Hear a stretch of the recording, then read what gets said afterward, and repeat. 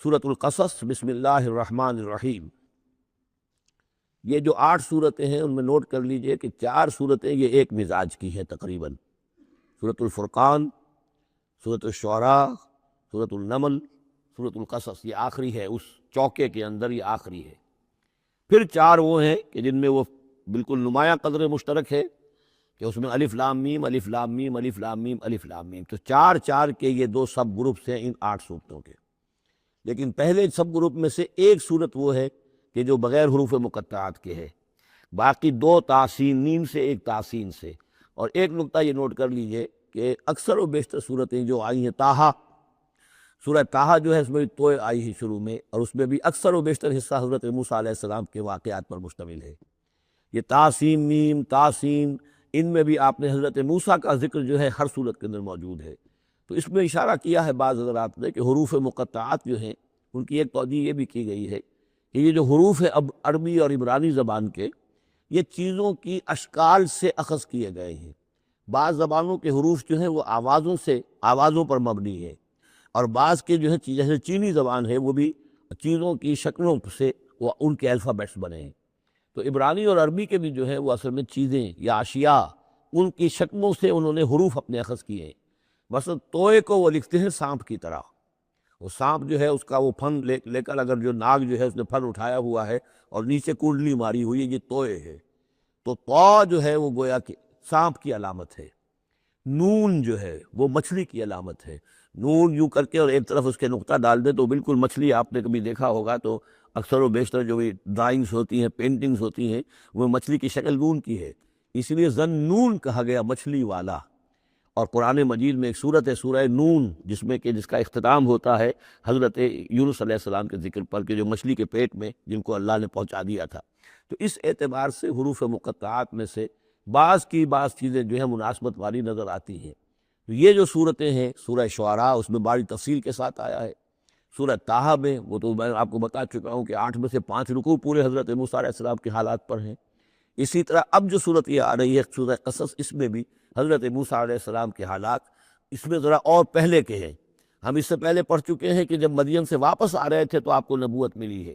لیکن مدین پہنچ کیسے گئے، یہ واقعہ آپ کو سورہ قصص میں ملے گا۔ یہ جو تو گویا کہ اس تدریج سے حضرت موسیٰ کے حالات آ رہے ہیں کہ جیسے کہ جو آخری دور کے تھے ان کی زندگی کے وہ پہلے آئے ہیں، سورہ بقرہ میں، سورہ اعراف میں۔ پھر اس کے بعد جو ہے اس سے پہلے کے وہ پھر آپ کو 3 صورتوں میں ملے ہیں، اور بالکل ابتدائی دور کی جو چیزیں وہ سورہ قصص میں ملیں گی۔ طاسین تلک آیات الکتاب المبین، یہ ایک روشن کتاب کی آیات ہیں۔ نتلو علیک من نبأ موسیٰ وفرعون بالحق لقوم یؤمنون۔ اب دیکھیں یہاں شروع ہی سے بات ہو رہی ہے حضرت موسیٰ علیہ السلام کے بارے میں۔ ہم سناتے ہیں آپ کو کچھ احوال موسیٰ کے اور فرعون کے، بالحق، حق کے ساتھ، لقوم یؤمنون، ان لوگوں کے لیے جو ایمان لاتے ہیں یا ایمان لائیں یا ایمان والے ہیں۔ ان فرعون علا فی الارض، یقیناً فرعون نے بہت سرکشی کی تھی زمین میں، بہت ادھم مچایا تھا۔ وجعل اہلہا شیعا، اور زمین میں بسنے والوں کو اس نے طبقات میں یا گروہوں میں تقسیم کر دیا تھا، حاکم اور محکوم۔ ایک قوم جو ہے قبطی وہ حاکم تھی اور بنی اسرائیل محکوم۔ یستضعف طائفة منہم، اس نے دبایا ہوا تھا نیچے ایک گروہ کو، بنی اسرائیل کو دبایا ہوا تھا اور شدید ان کے اوپر جو ہے سختیاں ہو رہی تھیں۔ یذبح ابناہم، ان کے بیٹوں کو ذبح کر دیتا تھا، یستحیی نساءہم، اور زندہ رکھتا تھا ان کی بیویوں کو، ان کی عورتوں کو۔ انہ کان من المفسدین، یقیناً وہ فساد بچانے والوں میں سے تھا۔ ونرید ان نمن علی الذین استضعفوا، اور ہم نے یہ ارادہ کیا کہ ہم احسان کریں ان پر کہ جو دبا لیے گئے ہیں، جنہیں ستایا جا رہا ہے، دبایا جا رہا ہے، پیسا جا رہا ہے، جن پر ظلم ہو رہا ہے، ہم ان پر احسان فرمائیں۔ فی الارض، زمین میں، ونجعلہم ائمۃ، اور ہم انہی کو امام بنائیں، اب ان کو دنیا میں طاقت دیں، سربلندی دیں۔ ونجعلہم الوارثین، اور انہی کو ہم وارث بنا دیں۔ ونمکن لہم فی الارض، اور ان کو زمین میں تمکن عطا کریں۔ ونری فرعون وحامان وجنودہما منہم ما کانوا یحذرون، اور دکھا دیں فرعون کو بھی اور حامان کو بھی، حامان ان کا وزیر تھا، اور فرعون کو اور حامان کو، وجنودہما، اور ان دونوں کے لشکروں کو، منہم ما کانوا یحذرون، جس چیز سے وہ ڈرتے تھے۔ اب ما کانوا یحذرون میں ایک تو کچھ روایات ہیں جو ہماری تفسیری جو روایات ہیں ان میں کثرت سے آ گئی ہیں، اور وہ یہ ہے کہ خواب دیکھا تھا اس نے کہ اسرائیلیوں میں ایک بیٹا پیدا ہوا ہے، فرعون نے خواب دیکھا تھا کہ جو تمہاری مملکت کو برباد کر دے گا، تمہیں ختم کر دے گا۔ اسی خواب کے بعد اس نے، جیسے کہ حضرت مسیح کے بارے میں انجیل میں یہ ہے صراحت کے ساتھ، اور اس کے بعد جو ہے وہ وہاں پہ جو بھی نوزائیدہ بچہ تھا اس کو قتل کرنے کا معاملہ شروع ہو گیا تھا۔ یہی معاملہ کہتے ہیں، لیکن قرآن میں بھی اس کا ذکر نہیں ہے اور تورات میں بھی ذکر نہیں ہے، البتہ تالمود میں اس کا ذکر موجود ہے، اور تالمود سے پھر یہ روایات جو ہیں ہماری تفسیری روایات کے اندر آ گئی ہیں۔ ما کانوا یحزنون کی ایک دوسری توجہ یہ بھی ممکن ہے کہ ہو، واللہ عالم، لیکن ایک دوسری توجہ بھی ہے کہ انہیں یہ اندیشہ ہو گیا تھا کہ یہ قوم جو ہے اب اس تیزی کے ساتھ بڑھ رہی ہے، اس کی تعداد اتنی تیزی سے بڑھ رہی ہے کہ یہ ہمارے لیے خطرہ بن سکتے ہیں۔ بالکل وہ معاملہ ہے جو آج سے کوئی 20 سال پہلے ہوا تھا ہندوستان میں، جو نسل بندی کا معاملہ تھا کہ مسلمانوں کی تعداد اتنی تیزی سے بڑھ رہی تھی کہ ہندوؤں کو یہ اندیشہ ہوا کہ ان کی تعداد جو ہے وہ آبادی اتنی تیزی سے بڑھ رہی ہے کہ ہمارے لیے یہ خطرہ بن جائیں گے، لہذا ان کو روکنے کے لیے وہ نسل بندی اور جبری نسل بندی، پھر اس میں طرح طرح کے طریقے اختیار کیے گئے۔ اسی کی وجہ سے پھر وہاں مسلمانوں نے پہلی مرتبہ کانگریس کے خلاف یعنی انتخابی مارکے کے اندر بغاوت کی تھی، جس کی وجہ سے کہ اندرا گاندھی جو ہے ہار گئی تھی۔ تو یہ معاملہ جو ہے محسوس ہوتا ہے کہ وہاں یہ محسوس کیا جا رہا تھا کہ یہ جس تیزی کے ساتھ ان کی افزائش نسل ہو رہی ہے یہ ہمارے لیے خطرہ بن سکتے ہیں۔ یہ وجہ ہے کہ ان کے بچوں کو جو نرینہ اولاد ہے انہیں قتل کیا جا رہا تھا۔ بہرحال یہ دونوں توجیحات ممکن ہے، واللہ عالم۔ وَأَوْحَيْنَا إِلَىٰ أُمِّ مُوسَىٰ أَنْ أَرْضِعِيهِ فَإِذَا خِفْتِ عَلَيْهِ فَأَلْقِيهِ فِي الْيَمِّ وَلَا تَخَافِي وَلَا تَحْزَنِي إِنَّا رَادُّوهُ إِلَيْكِ وَجَاعِلُوهُ مِنَ الْمُرْسَلِينَ صدق اللہ العظیم۔ اور ہم نے وحی کر دی موسیٰ کی والدہ کو کہ اسے دودھ پلاتی رہو، اور جب تمہیں اندیشہ ہو کہ کوئی تلاشی کے لیے لوگ آ رہے ہیں اور کوئی پکڑے جانے کا خوف ہے، فَالْقِيهِ فِي الْيَمِّ، تو اسے ڈال دینا دریا میں، نیل میں، وَلَا تَخَافِي وَلَا تَحْزَنِي، اور کوئی خوف نہ کھانا، کوئی رنجیدہ مت ہونا، اِنَّا رَادُّوهُ إِلَيْكَ، ہمارا وعدہ ہے کہ ہم اس بچے کو لوٹا دیں گے تمہاری طرف، تمہارے پاس واپس لے آئیں گے، وَجَاعِلُوهُ مِنَ الْمُرْسَلِينَ، اور اسے ہم نے بنانا ہے اپنے رسولوں میں سے۔ فَالْتَقَطَهُ آلُ فِرْعَوْنَ، تو فرعون کے گھر والوں نے اسے اٹھا لیا۔ اسی سے لفظ لقطہ بنا ہے، لقطہ کہتے ہیں کوئی چیز گری پڑی کہیں ہو اس کو اٹھا لیا جائے، تو لقطے کے احکام ہیں پھر شریعت کے اندر۔ فَالْتَقَطَهُ، اٹھا لیا اس کو آل فرعون لِيَكُونَ لَهُمْ عَدُوًّا وَحَزَنًا، آل فرعون نے، فرعون کے گھر والوں نے اسے اٹھا لیا تاکہ وہ بن جائے ان کے لیے دشمن اور غم کا باعث۔ اس کا مطلب یہ نہیں کہ ان کا یہ ارادہ تھا، ان کو یہ معلوم تھا، بلکہ یہ نتیجہ ہے، یہ گویا کہ آخری نتیجہ جس کو نکلا اس کا، کہ وہی بچہ جس کو انہوں نے نکالا دریائے نیل سے، بعد میں ان کے لیے وہ ایک ان کی تکلیف کا موجب بنا۔ ان فرعون و حامان و جنودہما کانوا خاطئین، یقین فرعون اور حامان اور ان کے لشکر جو ہے وہ چوک گئے، خطا کھائی۔ وقالت امرأۃ فرعون، اور کہا فرعون کی بیوی نے، قرۃ عین لی و لک، یہ آنکھوں کی ٹھنڈک ہوگا یہ بچہ میرے لیے بھی، اکیلے لیے بھی۔ فرعون سے کہا اپنے شوہر سے، لا تقتلوہ، اسے قتل نہ کرو، عسیٰ ان ینفعنا، ہو سکتا ہے یہ ہمیں کوئی نفع پہنچائے، مفید ہو ہمارے لیے، اور نتخذہ ولدا، بالکل وہی الفاظ ہیں جو امرأۃ العزیز نے کہے تھے حضرت یوسف علیہ السلام کے بارے میں۔ ہو سکتا ہے کہ اس سے ہمیں کوئی فائدہ پہنچے یا ہم اسے اپنا بیٹا بنا لیں۔ وَهُمْ لَا يَشْعُرُونَ، اور انہیں اندازہ نہیں تھا کہ وہ کیا کر رہے ہیں۔ وَأَصْبَحَ فُؤَادُ أُمِّ مُوسَىٰ فَارِغًا، اور ادھر موسیٰ کی والدہ کے جذبات جو ہیں اس کے اندر ہیجان پیدا ہو گیا، ان کا دل جو ہے اڑ گیا، اڑا ہو گیا، یعنی جس کو کہتے ہیں کہ دل کے اندر 100 طرح کے ان کے وسوسے پیدا ہوئے۔ ان کادت لتبدی بہ، وہ تو اس درجے مستر ہو گئی تھی کہ شاید ظاہر ہی کر دیتی، بھانڈا ہی پھوڑ دیتی۔ لولا ان ربطنا علی قلبہا، اگر ہم نے اس کے دل کے اوپر اس کے دل کو مضبوط نہ کر دیا ہوتا، اس کو باندھ نہ دیا ہوتا، ڈھارس نہ دی ہوتی اس کے دل کو، لتکون من المؤمنین، تاکہ وہ ہو جائے ایمان والوں میں سے۔ وقالت لاختہ قصی، اور موسیٰ کی والدہ نے کہا اپنی بیٹی سے جو کہ بہن تھی حضرت موسیٰ کی، کہا اس کی بہن سے، ذرا اس کے پیچھے پیچھے چل۔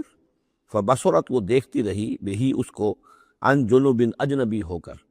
کہ جیسے میرا کوئی تعلق نہیں ہے، لیکن یہ کہ بہرحال اتفاقاً میں بھی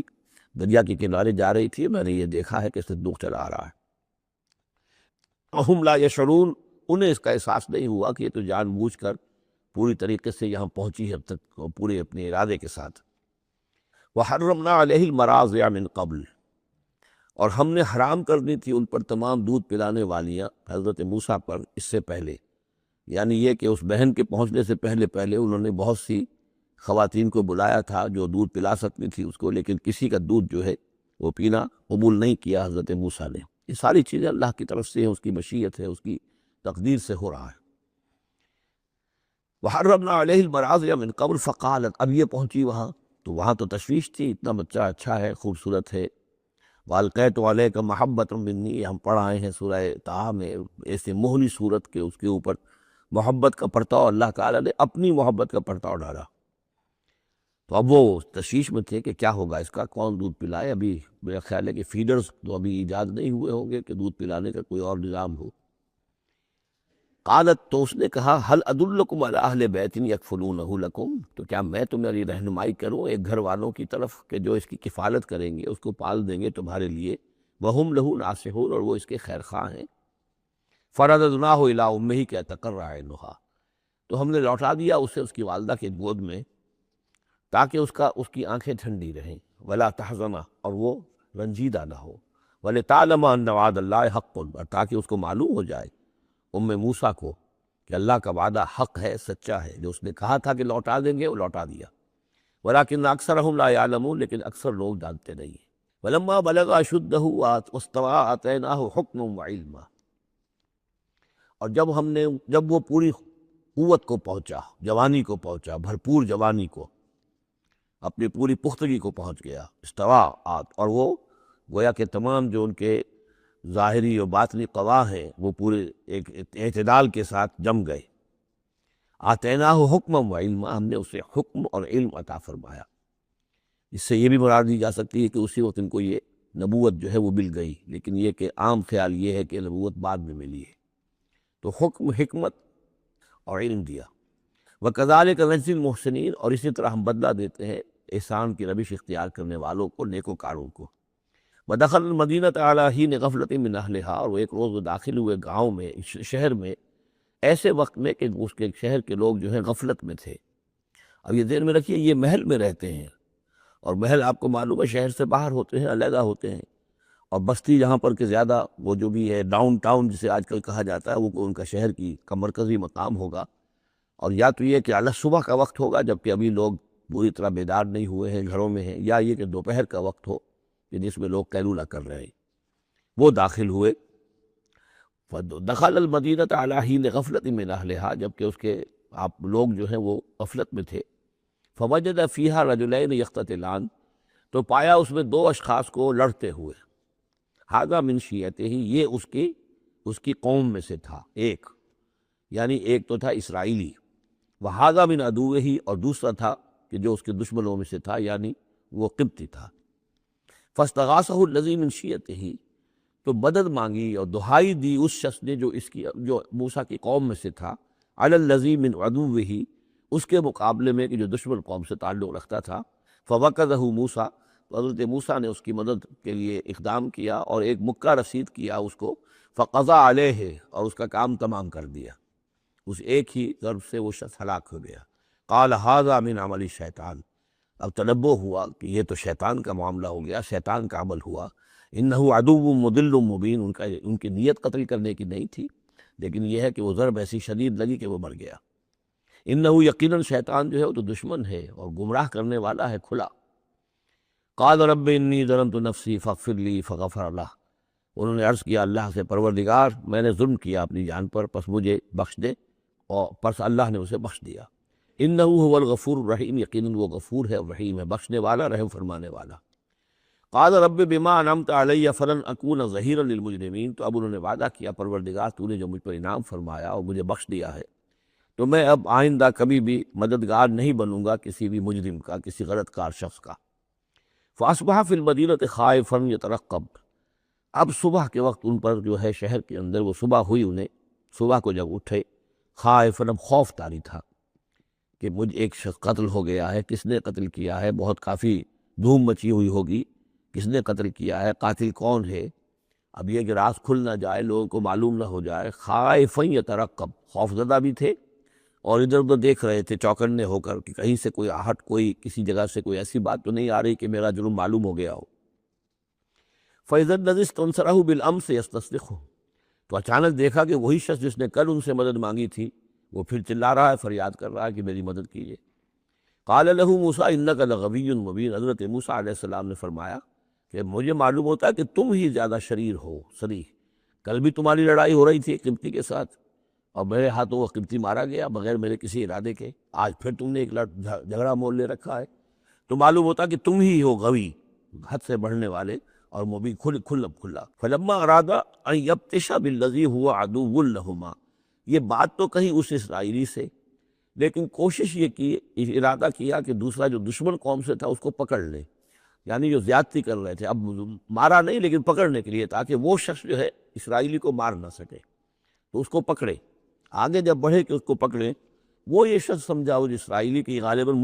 مجھے سزا دینے کے لیے آ رہے ہیں، جو کہا یہ تھا کہ انک لغوی مبین، تو چونکہ اس الفاظ اس کی طرف تھے اور پکڑ رہے تھے اس کو، اس نے سمجھا کہ مجھے پکڑنے کے لیے یہ اقدام کر رہے ہیں۔ قال یا موسیٰ، اب وہ خود بول اٹھا، چیخ اٹھا، اس نے کہا اے موسیٰ ترید ان تقتلنی، کیا تم چاہتے ہو کہ مجھے قتل کر دو، کما قتلت نفسا بالامس، جیسے کہ تم نے ایک جان کو کل قتل کر دیا تھا۔ گویا کہ خود اس نے بھانڈا پھوڑ دیا کہ وہ کل جو قتل ہوا تھا وہ اصل میں موسیٰ علیہ السلام کے ہاتھوں ہوا۔ ان ترید الا ان تکون جبارا فی الارض، اے موسیٰ واقعتاً تمہارا جو ارادہ ہے وہ صرف یہ ہے کہ تم زمین میں زبردستی تم بڑے یہاں پر جابر بن جاؤ، وما ترید ان تکون من المصلحین۔ اب چونکہ وہ شریر شخص تھا، خود بدماش تھا، چاہے اسرائیلی تھا، لیکن اس کا جو کردار سامنے آ رہا ہے وہ یہ ہے، وما ترید ان تکون من المصلحین، اور تم نہیں چاہتے کہ تم مصلحین میں سے بنو، اصلاح کرنے والوں میں سے۔ وجاء رجل من اقصى المدینۃ یسعیٰ، اب یہ کہ ہو سکتا ہے عین اسی وقت ایسا ہوا ہو یا کچھ دنوں کے بعد ہوا ہو، آیا ایک شخص دوڑتا ہوا مدینے کے پرے سے، اقصی المدینہ، مدینے کا جو دور کا حصہ تھا، وہی جیسا کہ میں نے عرض کیا ہوں کہ ان کے محلات اور بڑے بڑے سرداروں کے وہ تو باہر کے قرب ہوں گے، اور وہیں پر فرعون کا محل بھی ہوگا، وہاں سے ایک شخص دوڑتا ہوا آیا، جاء رجل من اقصی المدینۃ، شہر کے پرلے سرے سے ایک شخص آیا، یسعیٰ دوڑتا ہوا، قال یا موسیٰ، اور اس نے یہ کہا کہ اے موسیٰ ان الملأ یأتمرون بک، یہ جو درباری لوگ ہیں، جو سردار ہیں قوم کے، وہ اس وقت مشورہ کر رہے ہیں تمہارے بارے میں، لیقتلوک، کہ تمہیں قتل کر دیں، یعنی اب وہاں پر ہو رہی ہے، یہ قرارداد پیش ہو چکی ہے اور تمہارے قتل کے اوپر ان کا اتفاق ہونے والا ہے، یعنی یہ کہ اب یہ کھل بھی گیا کہ انہوں نے ان کے ہاتھوں ایک قبطی مارا گیا ہے۔ ویسے بھی وہ سمجھتے ہوں گے کہ یہ جو ہماری ایک غلام قوم کا ایک فرد جو ہے، ہم نے چونکہ اپنے ہاں ہی رکھ کر اسے پالا ہے تو اس کے اندر اتنی سرکشی پیدا ہو گئی ہے، اور اگر اس نے ہماری اس غلام قوم کے اندر کوئی آزادی کی روح پھونک دی اور وہ کھڑے ہو گئے تو ہمارے لیے تو بڑا معاملہ جو ہے وہ مشکل ہو جائے گا، لہذا بہتر یہ ہے کہ اس کو قتل کر دیا جائے۔ ان الملأ یأتمرون بک لیقتلوک فاخرج انی لک من الناصحین، تو اب یہاں سے نکل جاؤ، یہاں سے جان بچا کر چلے جاؤ، اس لیے کہ میں تمہارا خیر خواہ ہوں، میں تمہیں صحیح بات جو ہے تمہاری بھلائی کی بتا رہا ہوں۔ فخرج منہا خائفا یترقب، تو نکلے وہاں سے حضرت موسیٰ علیہ السلام ڈرتے ہوئے، اور وہی یترقب، اب ادھر سے بھی جب کسی شخص کو ایسا اندیشہ ہو تو ذرا سی آہٹ جو ہے اسی پر وہ چوکنا ہوتا ہے، تو وہی کیفیت ان کی تھی۔ قال رب نجنی من القوم الظالمین، اور اللہ سے دعا کی پروردگار مجھے نجات دے اس ظالموں کی قوم سے۔ ولما توجہ تلقاء مدین، اور جب وہ اب انہوں نے رخ کیا مدین کی طرف، اتنا جغرافیہ اب آپ کے سامنے ہے، وہ سینائی پیننسولا، وہ تیکون، اس کے اس سائڈ پر مدین کا علاقہ ہے، اس سائڈ پر مصر ہے، بیچ میں سینائی پیننسولا ہے۔ اب یہاں سے یہ چلے ہیں تو پورا یہ جو ان کو اب سینائی کا علاقہ ہے، صحرائے سینا، یہ کراس کرنا ہے اور مدین جانا ہے۔ فلما توجہ تلقاء مدین، جب انہوں نے رخ کیا اپنا مدین کی جانب، قال، تو کہا عسیٰ ربی ان یہدینی سواء السبیل، امید ہے مجھے کہ میرا رب مجھے راستہ دکھائے گا سیدھی راہ کا، یعنی یہ کہ میں کہیں بھٹک نہیں جاؤں گا، میں اس صحرا کے اندر، ظاہر بات ہے صحرا میں لقدت میں کوئی آدمی غلط راستے پر پڑ جائے تو ویسے ہلاک ہو جائے گا۔ عسیٰ ربی، مجھے امید ہے کہ میرا رب مجھے راستہ بتائے گا اور صحیح راستے پر چلائے گا، سیدھی راہ پر۔ ولما ورد ماء مدینہ، اب کتنی دیر لگی ہوگی، کتنا وقت لگا ہوگا، جب مدین کے کنویں پر پہنچے۔ مدین کی آبادی ہے، اس کے باہر کنواں ہے، کنویں کے اوپر جو ہے رہٹ چل رہے ہیں، یا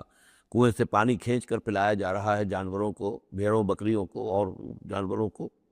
وجد علیہ امتن، پایا انہوں نے وہاں پر ایک قوم کو، ایک گروہ کو، من الناس یسقون، لوگوں میں سے گروہ وہاں جمع تھا اس کنویں پر، پانی پلا رہے تھے۔ کسے پلا رہے تھے؟ اپنے اپنے جانوروں کو، بھیڑیں بکریاں تھیں سب کے پاس، وہ کھینچ کھینچ کر پانی جو ہے وہ کہیں ڈالتے تھے کہ جہاں سے پھر ان کی بھیڑیں بکریاں پانی پیتی تھیں۔ ووجد من دونہم امرأتین تذودان، اور ان کے پرے انہوں نے دیکھا کہ دو عورتیں ہیں جو اپنی بکریوں کو روک کر، تھام کر کھڑی ہیں، یعنی بکریاں چاہتی ہوں گی پیاس کی وجہ سے پانی کی طرف آنا، لیکن وہ انہیں روک رہی تھی کہ نہیں ابھی ہماری باری نہیں ہے، رکھیں، وہ روک رہی تھی۔ قال ما خطبکما، حضرت موسیٰ نے ان دونوں سے سوال کیا، یہ آپ لوگوں کا کیا معاملہ ہے، کیوں آپ کھڑی ہیں یہاں؟ قالتا لا نسقی حتی یصدر الرعاء، انہوں نے کہا کہ ہم نہیں اپنے اس گلے کو پانی پلا سکتی جب تک کہ یہ تمام چرواہے چلے نہ جائیں۔ یہ چرواہے جو ہے پانی پلا کے جب چلے جاتے ہیں اپنے اپنے گلوں کو لے کر، پھر ہم جاتی ہیں اور جا کر اپنے ان بھیڑوں بکریوں کو پانی پلاتی ہیں۔ وہ ابونا شیخ الکبیر، ہمارا والد جو ہے وہ بہت بوڑھے شخص ہیں، ضعیف ہیں، مطلب یہ کہ کوئی مرد، جوان مرد ہے نہیں، والد ہیں گھر میں تو وہ بوڑھے ہیں، یہ کام جو کہ مردوں کی کرنے کا تھا وہ ہمیں عورتوں کو کرنا پڑ رہا ہے۔ اب ظاہر بات ہے کہ ان چرواہوں سے کون جھگڑے، تو اس لیے کہ ہم اس میں جو ہے اپنی باری کے معاملے میں ہم نے یہی طے کیا ہوا کہ یہ سب پانی پلا کے چلے جائیں اپنے اپنے ریوڑ لے کر، تو پھر ہم پانی پلاتے ہیں۔ فسقا لہما، حضرت موسیٰ علیہ السلام تو قوی ہیکل تھے، انہوں نے کہا نہیں، ان کی وہ غیرت جو ہے، انہوں نے پانی پلایا، ادھر ادھر ہٹایا ان کو جو بھی چرواہے تھے،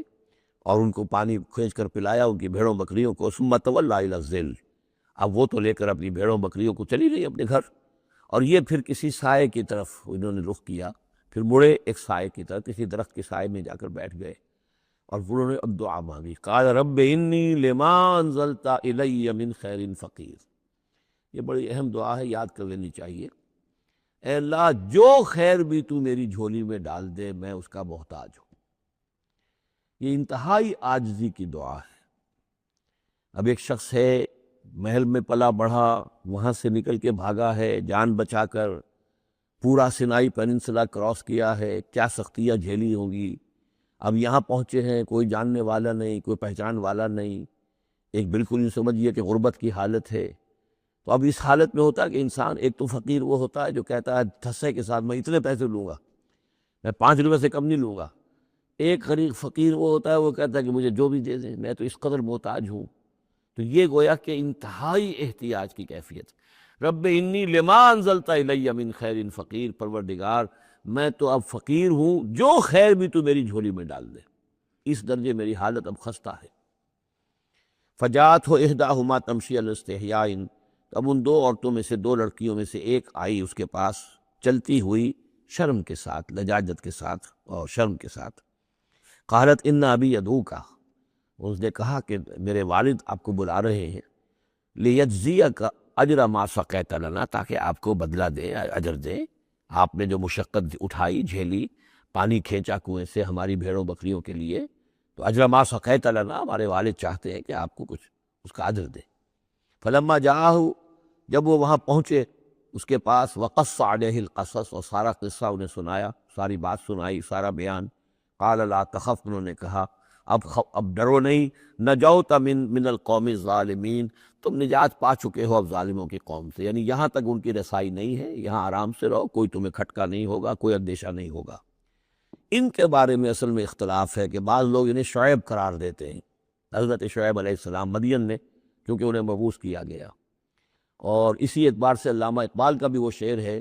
کہ اگر کوئی شعیب آئے میسر، شبانی سے کلیمی 2 قدم ہے،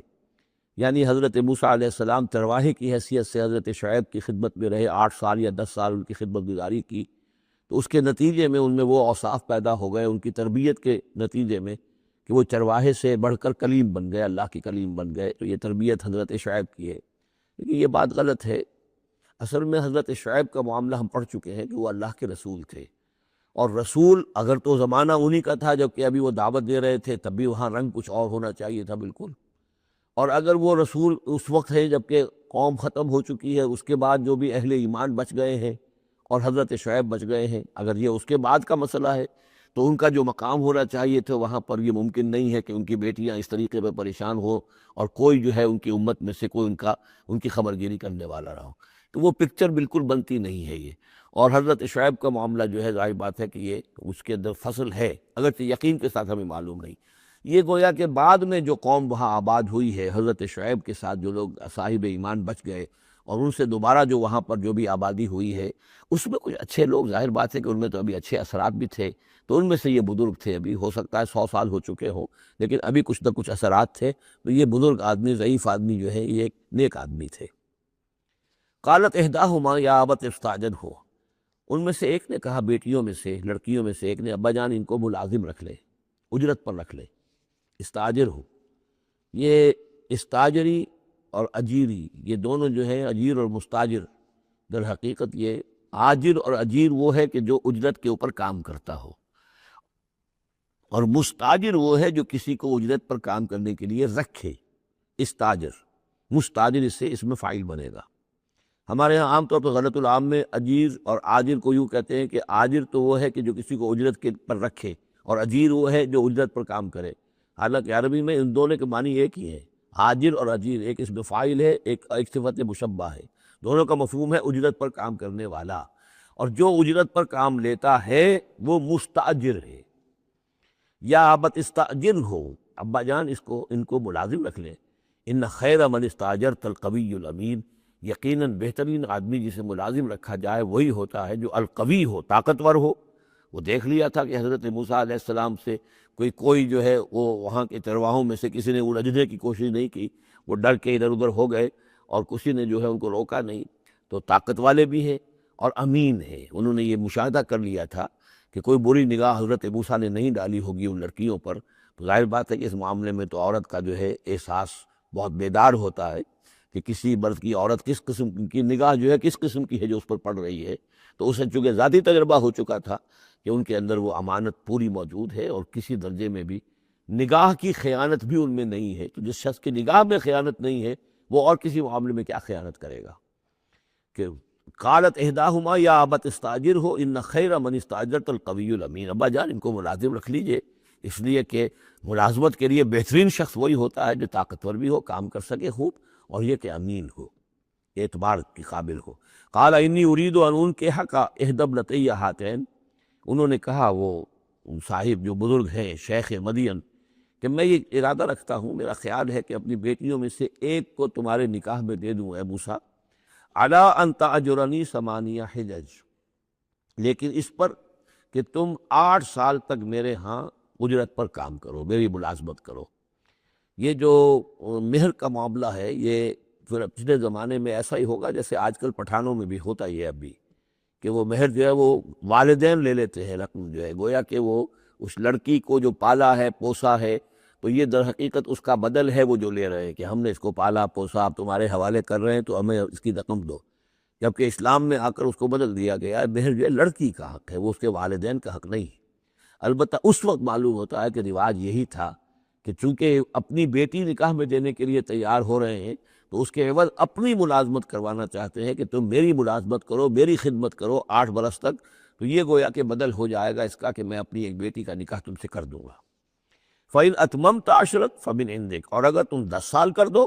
تو یہ تمہاری طرف سے ہے، یہ گویا کہ تمہاری طرف سے ایک احسان ہوگا۔ 8 سال پورے کر دو، اس میں محنت کرو، یہاں مزدوری کرو، میرے بھیڑوں بکریوں کو چراؤ اور گھر کے کام کرو، تو پھر میں اپنی بیٹی تمہارے حوالے کر دوں گا، اس کا نکاح کر دوں گا تم سے۔ یا یہ ہے کہ 10 سال کر دو تو یہ تمہاری طرف سے اضافی بات ہوگی۔ وما اريد ان اشق عليك، اور ساتھ یہ بھی دیکھ لو میں تم پر کوئی سختی کرنے کا ارادہ نہیں رکھتا، یعنی تمہیں جو ملازم رکھ رہا ہوں تو ایسا نہیں کہ بہت بھاری کام تم پر ڈالوں گا، میں تمہیں مشقت میں ڈالنا نہیں چاہتا۔ ستجدنی انشاءاللہ من الصالحین، تم انشاءاللہ مجھے پاؤ گے کہ میں نیک انسان ہوں، صحیح ہوں، راست باز ہوں، اور جو معاملہ ہے معاملے کا کھرا آدمی ہوں۔ قال ذلك بینی و بینک، حضرت موسیٰ نے فرمایا ٹھیک ہے، یہ پھر میرے اور آپ کے درمیان یہ بات طے ہو گئی۔ ایم الاجلین قضیت، ان دونوں مدتوں میں سے جو بھی میں پوری کر دوں۔ 10 سال کا آپ تقاضا نہیں کر سکتے، تقاضا 8 سال کا ہوگا، ویسے یہ کہ میں چاہوں تو 10 سال پورے کر دوں لیکن وہ میری آپشن پر ہوگا۔ ایم الاجلین قضیت فلا عدوان علیہ، پھر مجھ پر کوئی زیادتی نہ ہو، واللہ علی ما نقول وکیل، اور جو کچھ ہم کہہ رہے ہیں اللہ اس پر وکیل ہے، اللہ ہی اس کا ذمہ دار ہے۔ فلما قضا موسیٰ الاجلہ، جب موسیٰ نے وہ مدت پوری کر دی، وسارا باہلہ، اب وہ اپنے گھر والوں کو لے کر چلے، اب مصر کی طرف واپس لوٹ رہے ہیں کہ اب اتنا عرصہ بیت گیا ہے، 10 سال ہو گئے یا 8 سال ہو گئے یا 9 سال ہو گئے، اب بہرحال وہ معاملہ بھی ٹھنڈا پڑ چکا ہوگا، وہاں پر قتل وغیرہ کا کیا حالات وہاں ہوئے یہ بھی معلوم نہیں ہے۔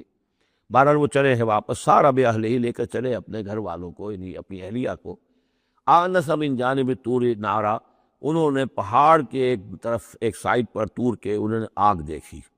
قال لأہلہم کثوا، انہوں نے کہا اپنے گھر والوں سے کہ ذرا یہاں انتظار کرو، ٹھہرو، انی آنست نارا، میں نے آگ دیکھی ہے، لعلی آتیکم منہا بخبر، ہو سکتا ہے کہ میں وہاں سے یہاں جاؤں اور وہاں سے کوئی خبر لے کر آؤں، یعنی یہ کہ راستے کے بارے میں معلومات صحیح کہ کہیں ہم بھٹک تو نہیں گئے، اب کدھر جا رہے ہیں، او جذوۃ من النار، یا پھر میں آگ کا ایک انگارہ لے آؤں وہاں سے، لعلکم تصطلون، تاکہ اس سرد رات میں یہاں ہم آگ جلا لیں، اور یہ کہ اس سے کہ آپ لوگ جو ہے وہ سینک سکیں۔ فلما اتاها نودی من شاطئ وادی الایمن فی البقعۃ المبارکۃ من الشجرۃ، تو جب وہ وہاں پہنچے تو ندا آئی، میدان کے داہنے کنارے، جو برکت والا میدان تھا اس کے داہنے کنارے سے ایک خاص جھنڈ میں سے آواز آئی، مبارکہ، کہ جو بہت برکت والا تھا، من الشجرۃ، شجر کے درخت کے جھنڈ میں، ان یا موسیٰ انی انا اللہ رب العالمین، کہ اے موسیٰ میں اللہ ہوں تمام جہانوں کا پروردگار، وان الق عصاک، اور یہ ابھی ہم پڑھ چکے ہیں کئی مرتبہ یہ چیزیں، اور اب ڈال دو زمین پر اپنی لاٹھی، فلما رآہا تہتز کانہا جان، جب انہوں نے دیکھا کہ وہ تو حرکت کر رہی ہے جیسے کہ سانپ ہو، ولا مدبرا ولم یعقب، یہی واپس آ چکا، سورۃ النمل میں بھی آ چکا ہے۔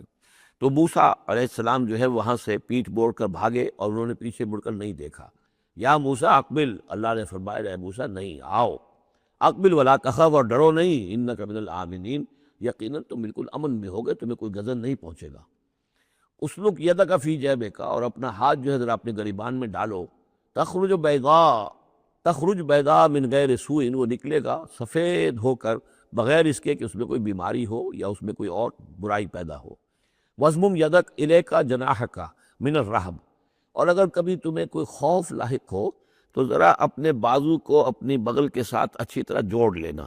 یہ گویا کہ کوئی خاص ترکیب بتائی گئی ہے کہ اس طریقے سے خوف کے اثرات جو ہیں وہ زائل ہو جائیں گے۔ فَذَانِکَ بُرْہَانَانِ مِن رَبِّکَ، باقی وہ دو جو ہیں وہ ہم نے تمہیں برہانیں دی ہیں، جو یہ دلیلیں دی ہیں، نشانیاں دی ہیں، معجزے دیے ہیں۔ ذَانِکَ بُرْہَانَانِ مِن رَبِّکَ إِلَىٰ فِرْعَوْنَ وَمَلَئِهِ، کہ اب تم فرعون اس کے سرداروں کے پاس جاؤ، انہم کانوا قوما فاسقین، یقیناً وہ ایک فاسق اور فاجر اور سرکش قوم بن گئی۔ قال رب انی قتلت منہم نفسا، حضرت موسیٰ نے عرض کیا پروردگار میں نے ان کی قوم کے ایک شخص کو قتل کر دیا تھا، فاخاف ان یقتلون، مجھے تو اندیشہ یہ ہے کہ جیسے ہی میں وہاں جاؤں گا وہ مجھے قتل کر دیں گے۔ یعنی ایک تو یہ کہ میں خاموشی سے جاؤں، جا کر کہیں چھپ جاؤں، کہیں پتہ بھی نہ چلے کہ موسیٰ آ گئے، کہاں آ گئے، کہیں جا کر آباد ہو جاؤں۔ ایک یہ کہ میں جاؤں اور فرعون کے ہاں جاؤں اور جا کر وہاں پیغام پیش کروں، تو اس میں تو مجھے اندیشہ یہ ہے کہ فوری طور پر مجھ پر مقدمہ قائم ہوگا اور مجھے قتل کر دیا جائے گا۔ وہ آخی ہارون ہو، اور میرا جو بھائی ہارون ہے، میرے بڑے بھائی، ہوا افصح منی لسانا، ان کی زبان مجھ سے زیادہ صاف ہے، وہ گفتگو کرنے میں زیادہ مہارت رکھتے ہیں۔ فارسلہ معی، تو انہیں بھی میرے ساتھ بھیج دیجئے، ودعا، میری مدد کے لیے، یصدقنی، تاکہ وہ میری تصدیق کرے، انی اخاف ان یکذبون، مجھے اندیشہ ہے کہ وہ مجھے جھٹلائیں گے۔ قال سنشد عضدک باخیک، اللہ تعالیٰ نے فرمایا ٹھیک ہے، ہم تمہارے بازو کو مضبوط کریں گے تمہارے بھائی کے ذریعے سے۔ وَنَجْعَلُ لَكُمَا سُلْطَانًا، اور ہم تمہارے لیے دونوں کے لیے ایسا رعب تمہارے اندر پیدا کر دیں گے، فَلَا يَصِلُونَ إِلَيْكُمَا، کہ وہ تمہاری طرف آگے بڑھ نہیں سکیں گے، تمہاری طرف تمہیں ہاتھ نہیں لگا سکیں گے۔ یعنی یہ بھی جیسے کہ ایک وقت میں ہم نے تمہارے چہرے پر ایسی محبت کا پرتو ڈال دیا تھا کہ کوئی آپ کو قتل نہیں کر سکا، اسی طریقے سے اب ہم ایک ایسا رعب جو ہے آپ کی شخصیت کے اندر، تمہاری شخصیت میں پیدا کر دیں گے تم دونوں کی، کہ کوئی شخص تمہارے خلاف کوئی اقدام نہیں کر سکے گا۔ بِآیاتنا انتما ومن اتبعکم الغالبون، اور یقیناً ہماری آیات کی بدولت تم دونوں اور جو بھی تم دونوں کی پیروی کریں گے وہی غالب رہیں گے۔ فلما جاءہم موسیٰ بآیاتنا، تو جب موسیٰ پہنچے ان کے پاس ہماری آیات کے ساتھ، بینات روشن آیات لے کر، قالوا ما ھذا الا سحر مفترا، انہوں نے کہا یہ تو نہیں ہے کچھ بھی سوائے اس کے کہ جادو ہے جو افترا ہو رہا ہے، گھڑا ہوا ہے۔ وما سمعنا بھذا فی آبائنا الاولین، اور ہم نے ایسی کوئی بات اپنے پہلے آباء و اجداد میں نہیں سنی۔ نئی بات لے کر آئے ہو کہ اللہ جو ہے اس کائنات کا خالق، اس نے کسی کو رسول بنا کر بھیجا ہے اور وہ اس کا نمائندہ ہے، اس کی بات ماننی پڑے گی، ہم نے تو یہ بات پہلے کبھی سنی نہیں ہے۔ وقال موسیٰ ربی عالم بمن جاء بالہدی من عنده، موسیٰ نے کہا میرا پروردگار خوب جانتا ہے کہ کون ہدایت لے کر آیا ہے اس کے پاس سے، یعنی اللہ کے علم میں ہے۔ ومن تکون له عاقبۃ الدار، اور میرا رب جانتا ہے کہ کس کے لیے ہے آخرت کا گھر۔ انہ لا یفلح الظالمون، یقیناً ظالم فلاح نہیں پاتے۔ وقال فرعون یا ایھا الملأ ما علمت لکم من الہ غیری، اور کہا فرعون نے کہ اے میرے سرداروں، اے میرے درباریوں سرداروں، ما علمت لکم من الہ غیری، میں نہیں جانتا تمہارے لیے اپنے سوا کوئی الہ، میں الہ ہوں تمہارا، میں مالک ہوں، میں خالق تو نہیں لیکن میں ایک رب ہوں یہاں، اس معنی میں کہ میرا حکم ہے، میری حکومت ہے، میری مرضی چلتی ہے، یہ میرا اختیار ہے، اس کے سوا میں کسی کو رب ماننے کو تیار نہیں، کوئی الہ ماننے کو تیار نہیں۔ ما علمت لکم من الہ غیری فاوقد لی یا حامان، تو اے حامان ذرا آگ دے، بٹا جو ہے اینٹوں کا، اس میں جو تین جو گارے کی اینٹیں ہیں ان کو ذرا پکاؤ بٹے کے اندر، آگ لگاؤ، فاجعل لی صرحا، اور پھر میرے لیے ایک بہت بڑی عمارت بناؤ، لعلی اطلع الی الہ موسیٰ، یہ موسیٰ جو کہتا کہ اللہ ہے اور وہ آسمانوں پر ہے، تو میں ذرا اونچا ہو کر دیکھوں تو صحیح، جھانکوں تو صحیح آسمانوں میں، ایک ایسی اونچی عمارت کے اوپر چڑھ کر کہ میں دیکھوں کہ میں موسیٰ کے الہ کو میں جھانکنے کی کوشش کروں۔ وَإِنِّي لَأَظُنُّهُ مِنَ الْكَاذِبِينَ، اور میں تو سمجھتا ہوں کہ وہ جھوٹ بول رہا ہے۔ وَاسْتَكْبَرَ هُوَ وَجُنُودُهُ، استکبار کیا، گھمنڈ کیا، تکبر کیا اس نے بھی اور اس کے لشکروں نے بھی، فی الارض، زمین میں، بغیر الحق، نا حق، انہیں کوئی اختیار، کوئی حق اس کا حاصل نہیں تھا۔ وَظَنُّوا أَنَّهُمْ إِلَيْنَا لَا يُرْجَعُونَ، اور انہوں نے یہ گمان کیا کہ وہ ہماری طرف لوٹائے نہیں جائیں گے۔ فَأَخَذْنَاهُ وَجُنُودَهُ فَلَمَزْنَاهُمْ فِي الْيَمِّ، تو ہم نے پکڑا اس کو اور اس کے لشکروں کو اور ہم نے ان کو پھیر دیا پھر سمندر میں۔ فانظر کیف کان عاقبۃ الظالمین، تو دیکھو کیسا انجام ہوا ظالموں کا۔ وجعلناہم ائمۃ یدعون الی النار، اور ہم نے انہیں بنا دیا امام کہ جو لوگوں کو آگ کی طرف بلانے والے تھے، یعنی فرعون اور اس کے درباری لوگوں کو آگ کی طرف بلانے والے بن گئے۔ ویوم القیامۃ لا ینصرون، اور قیامت کے دن ان کی کوئی مدد نہیں کی جائے گی۔ واتبعناہم فی ہذہ الدنیا لعنہ، اور ہم نے اس دنیا میں بھی ان پر، ان کے پیچھے لعنت لگا دی ہے، لعنت رکھ دی ہے جو ان کا پیچھا کر رہی ہے۔ ویوم القیامۃ ہم من المقبوحین، اور قیامت کے دن یقیناً وہ بہت ہی برائی کی کیفیت میں ہوں گے۔ وَلَقَدْ آتَيْنَا مُوسَى الْكِتَابَ مِن بَعْدِ مَا أَهْلَكْنَا الْقُرُونَ الْأُولَىٰ، اور ہم نے موسیٰ کو کتاب عطا فرمائی اس کے بعد کہ ہم نے پہلی جماعتوں کو ہلاک کر دیا تھا۔ بصائر للناس، ہم نے یہ کتاب دی ہے سجھانے کے لیے، آنکھیں کھولنے کے لیے لوگوں کی، وہدن، اور رہنمائی دینے والی، ورحمتن، اور رحمت، لعلہم یتذکرون، تاکہ وہ یاد رکھیں، نصیحت اخذ کریں، ہوش کریں، دھیان دیں۔ وما کنت بجانب الغربی اذ قضینا الی موسیٰ الامر، اور اے نبی آپ تو اس پہاڑ کے غربی جانب نہیں تھے اس وقت جب کہ ہم نے موسیٰ کو اپنے حکم دیا، بھیجا حکم، جب موسیٰ سے ہماری گفتگو ہوئی، مکالمہ ہوا، اور ہم نے موسیٰ کو رسالت پر فائز کر کے حکم دیا کہ جاؤ۔ وما کنت من الشاہدین، آپ تو وہاں موجود نہیں تھے، آپ نہیں دیکھ رہے تھے یہ سب کچھ۔ ولکننا انشأنا قرونا، لیکن ہم نے پھر بہت سی نسلیں پیدا کی، بہت سی قومیں پیدا ہو گئیں۔ فتطاول علیہم العمر، لیکن ان کے اوپر ایک لمبی عمر بیت گئی ہے، یعنی یہ لوگ جو ہیں جو مکے والے ہیں، چونکہ یہ واقف نہیں ہے نبوت اور رسالت کے تصورات سے، اس لیے ان کے لیے بڑا یہ اچنبے کی بات ہے جو آپ کے بارے میں سوچ رہے ہیں۔ لیکن اگر غور کریں یہ ساری خبریں جو ہیں آپ کو کہاں سے مل رہی ہیں؟ ظاہر بات ہے کہ آپ تو وہاں نہیں تھے۔ وما كنت ساويا في اهل مدین، نہ ہی آپ اہل مدین میں آباد تھے اس وقت، تتلو علیہم آیاتنا، کہ اس وقت آپ موجود ہوں مدین میں جب وہ ماجرا ہوا اور حضرت موسیٰ وہاں پہنچے اور پھر وہ اس شیخ مدین کے گھر میں رہے ہیں، آپ تو ان چیزوں سے واقف نہیں تھے۔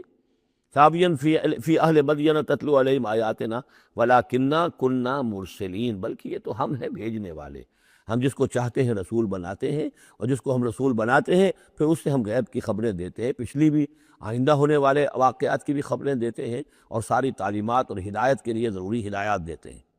وما کنت بجانب طور اذ نادینا، اور آپ تو نہیں تھے اس پہاڑ کے اس سائڈ پر، اس ایک جانب جب کہ ہم نے پکارا تھا۔ وَلَٰكِن رَحْمَةً مِّن رَّبِّكَ، بلکہ یہ سب رحمت ہے آپ کے رب کی جانب سے، لِتُنذِرَ قَوْمًا، تاکہ آپ اس قوم کو خبردار کریں، مَا آتَاهُم مِّن نَذِيرٍ مِّن قَبْلِكَ، جس کے پاس کہ کوئی خبردار کرنے والا نہیں آیا آپ سے پہلے، لَعَلَّهُمْ يَتَذَكَّرُونَ،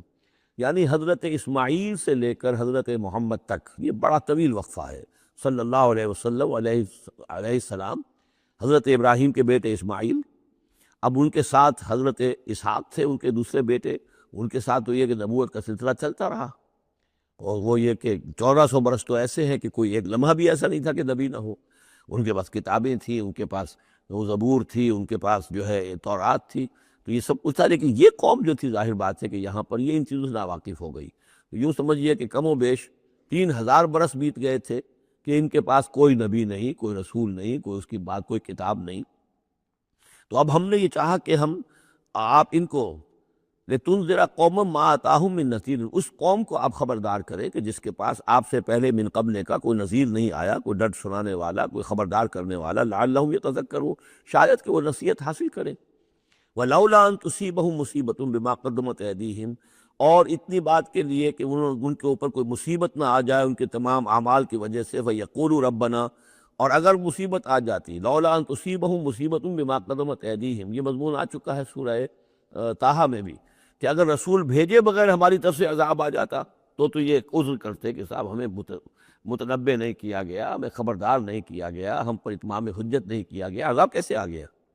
وَلَوْلَا أَن تُصِيبَهُم مُّصِيبَةٌ بِمَا قَدَّمَتْ أَيْدِيهِمْ فَيَقُولُوا رَبَّنَا لَوْلَا أَرْسَلْتَ إِلَيْنَا رَسُولًا، اگر کوئی مصیبت ان پر آ جاتی اس سے پہلے ان کے اپنے ہاتھوں کے کرتوتوں کی وجہ سے، تو یہ کہتے کہ پروردگار کیوں نہ تم نے بھیج دیا ہماری طرف کوئی رسول، فَنَتَّبِعَ آیَاتِکَ، کہ تو ہم تیری آیات کی پیروی کرتے، وَنَكُونَ مِنَ الْمُؤْمِنِينَ، اور ہم تو ہو جاتے ایمان لانے والوں میں سے۔ فَلَمَّا جَاءَهُمُ الْحَقُّ مِنْ عِنْدِنَا، لیکن جب ان کے پاس آیا ہے یہ حق ہمارے پاس سے، قالوا لولا اوتي مثل ما اوتي موسیٰ، اب یہ کہہ رہے ہیں کہ کیوں نہیں دیا گیا ان کو جیسا کہ دیا گیا تھا موسیٰ کو، یعنی موسیٰ کو عصا دیا گیا، موسیٰ کو وہ ید بیضا دیا گیا، موسیٰ کو تورات لکھی ہوئی جو ہے وہ پتھر کی تختیوں پر دی گئی، لولا اوتي مثل ما اوتي موسیٰ، کیوں نہیں دیا گیا اس کو وہی کچھ اسی طرح کی چیزیں جو دی گئی تھی موسیٰ کو؟ اولم یکفروا بما اوتي موسیٰ من قبل، تو جو کچھ موسیٰ کو دیا گیا تھا پہلے، کیا اس کے ساتھ لوگوں نے کفر نہیں کیا تھا؟ کیا ان آیات کو دیکھ کر فرعون ایمان لے آیا تھا؟ کیا اس کی پوری قوم ایمان لے آئی تھی؟ کیا وہ ہلاک نہیں ہو گئے تھے؟ قالوا سحران تظاہرا، انہوں نے یہ کہا کہ یہ تو دو جادو ہیں، دو جادو ہیں جنہوں نے آپس میں ایکا کر لیا ہے۔ ایک تو یہ کہ اس سے خیال ہوتا ہے کہ اس سے مراد یہ ہے کہ حضرت موسیٰ اور حضرت ہارون دونوں کو سحران، یعنی ساحر کی بجائے کہا گیا یہ مجسم سحر ہیں، یہ دو سحر ہیں جنہوں نے گٹھ جوڑ کر دیا ہے ہمارے خلاف۔ لیکن یہ کہ اصل میں دوسری رائے یہ ہے کہ یہ اصل میں اب قول ہے مکے والوں کا، کہ وہ یہ کہہ رہے ہیں کہ یہ دو جادو ہیں۔ جادو کون سے ہیں؟ ایک یہ قرآن جو محمد ہمارے سامنے پیش کر رہے ہیں، اور ایک تورات کہ جو اس سے پہلے موجود ہے، یہ دو جادو ہیں اور ان کا آپس میں گٹھ جوڑ ہے، اور یہ لوگ ایک دوسرے کی تائید کر رہے ہیں۔ قرآن جو ہے تائید کر رہا ہے تورات کی، موسیٰ کی، اور وہ موسیٰ کی کتاب جو ہے اس میں نشانیاں ہیں اور پیشن گوئیاں ہیں قرآن کی اور محمد کی صلی اللہ علیہ وسلم۔ تو سحران تظاہرا وقالوا انا بکل کافرون، ان کا کہ ہم تو دونوں کے انکار کر رہے ہیں، ہم نہ تورات کو مانتے ہیں اور نہ قرآن کو مانتے ہیں۔ قل فاتوا بکتاب من اللہ هو اہدی منہما، اب یہاں وہ بات بالکل واضح ہو گئی، یہاں مراد دو کتابیں ہیں۔ تو اے نبی ان سے یہ کہیے اچھا پھر کوئی اور کتاب لاؤ جو اللہ کی طرف سے آئی ہو، جو ان دونوں سے زیادہ ہدایت دینے والی ہو۔ اگر تورات کو بھی تم نہیں مانتے، اگر تم قرآن کو بھی نہیں مانتے، تو لاؤ نہ کوئی اور کتاب کوئی اللہ نے نازل کی ہو جو ان دونوں سے اہدا ہو، زیادہ ہدایت والی ہو۔ اہدا منہما اتبع ہو، میں اس کی پیروی کروں گا ان کنتم صادقین، اگر تم سچے ہو۔ یعنی یہ بات نوٹ کر لیجئے، یہ ایسی ہے جیسے ایک جگہ آیا ہے قل ان کان للرحمن ولد فانا اول العابدین، آگے چل کر آ جائے گی یہ آیت کہ اگر رحمان کا واقعی کوئی بیٹا ہوتا تو سب سے پہلے میں پوچھتا اس کو۔ جب میں رحمان کی بندگی کرتا ہوں، رحمان کی پرستش کرتا ہوں، رحمان کو پوچھتا ہوں، تو اگر واقعی اس کا کوئی بیٹا ہوتا تو میں کیوں نہ پوچھتا۔ اسی طریقے سے اگر کوئی اور کتاب ہوتی تورات اور قرآن سے بڑھ کر ہدایت دینے والی تو میں اس کی پیروی کروں گا۔ میرے اندر تو کوئی عصبیت نہیں ہے کہ کسی ایک ہی چیز کو لے کر میں بیٹھ رہا ہوں، جو بھی اللہ کی طرف سے ہدایت نامہ آئے۔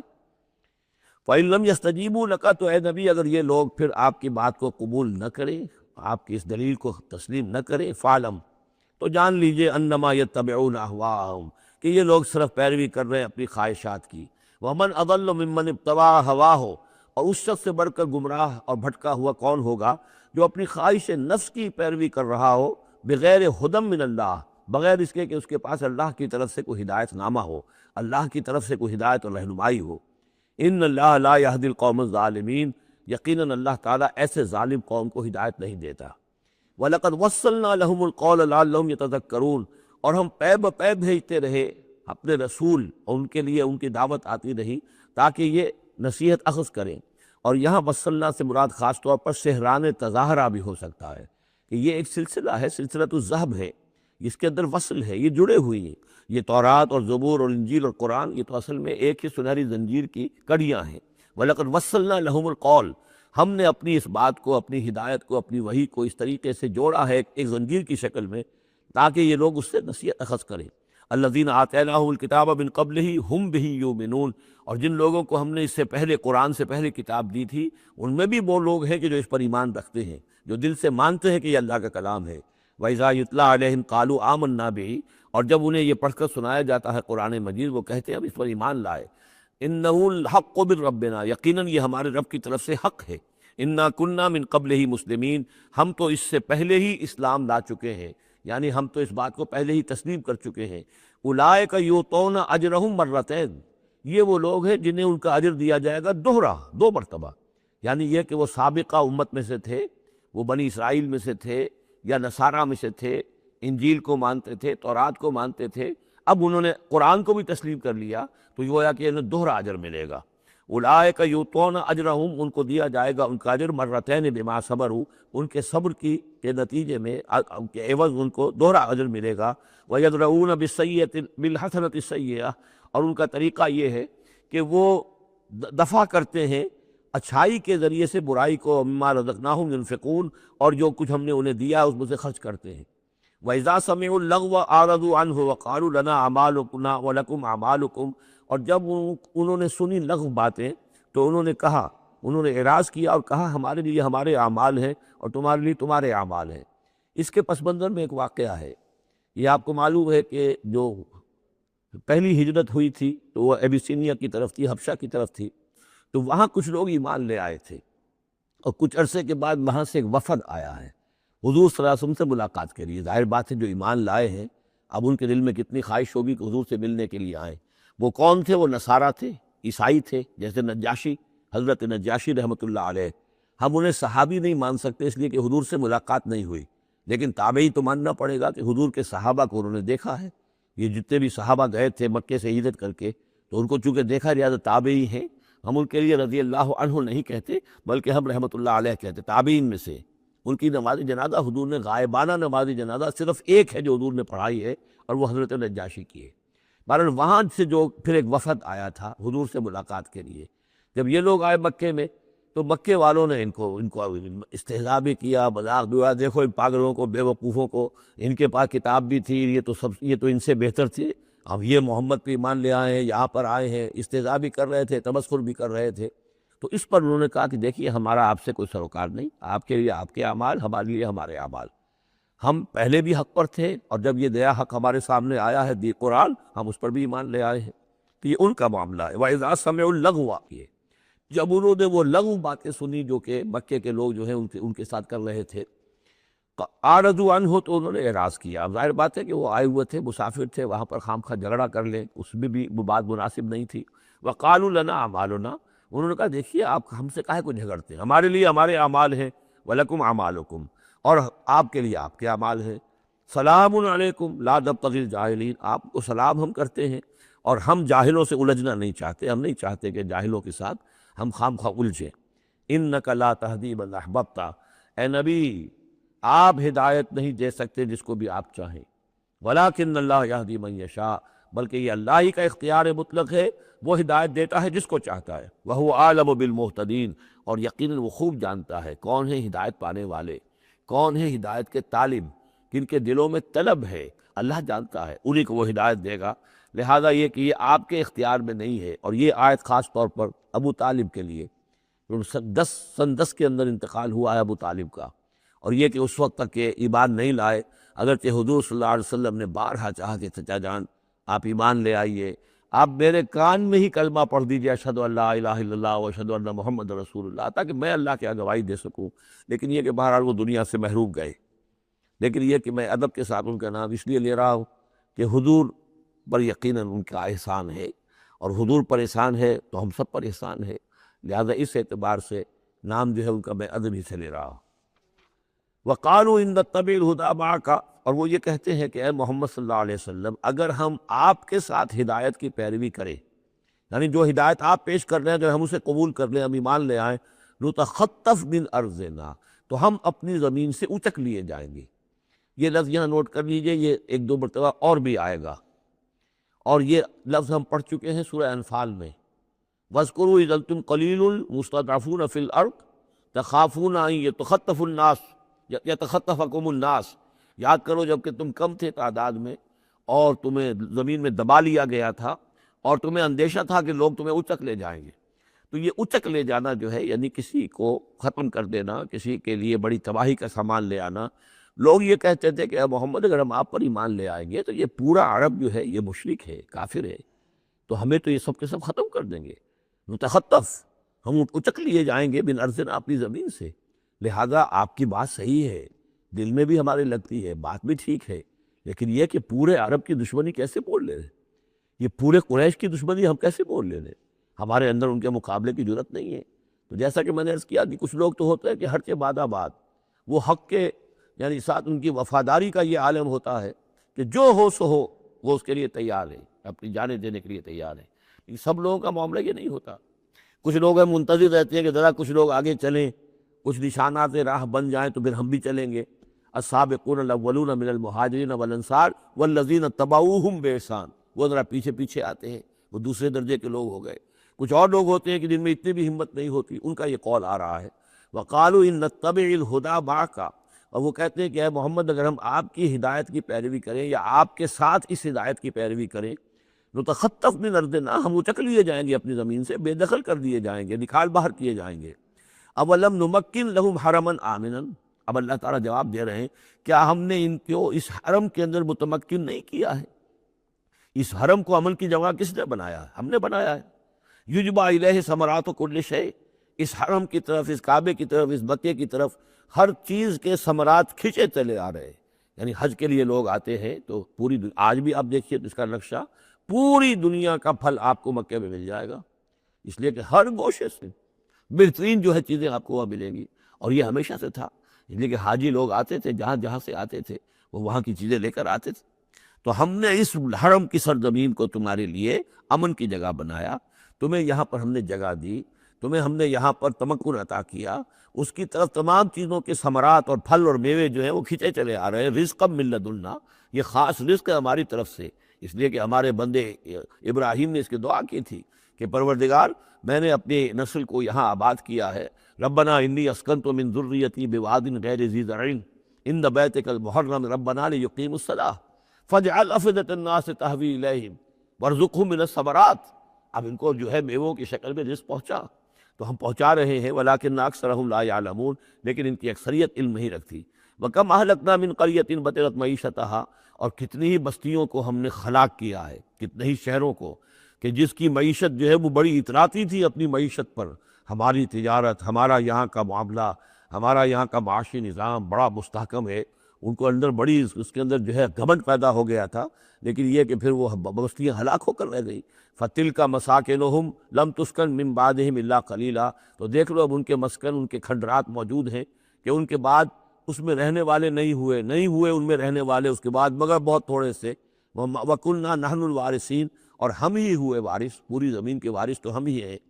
وَمَا كَانَ رَبُّكَ مُهْلِكَ الْقُرَىٰ، یہ وہ بات اب دوبارہ آ گئی جو سورہ بنی اسرائیل میں آئی تھی، وَمَا كُنَّا مُعَذِّبِينَ حَتَّىٰ نَبْعَثَ رَسُولًا،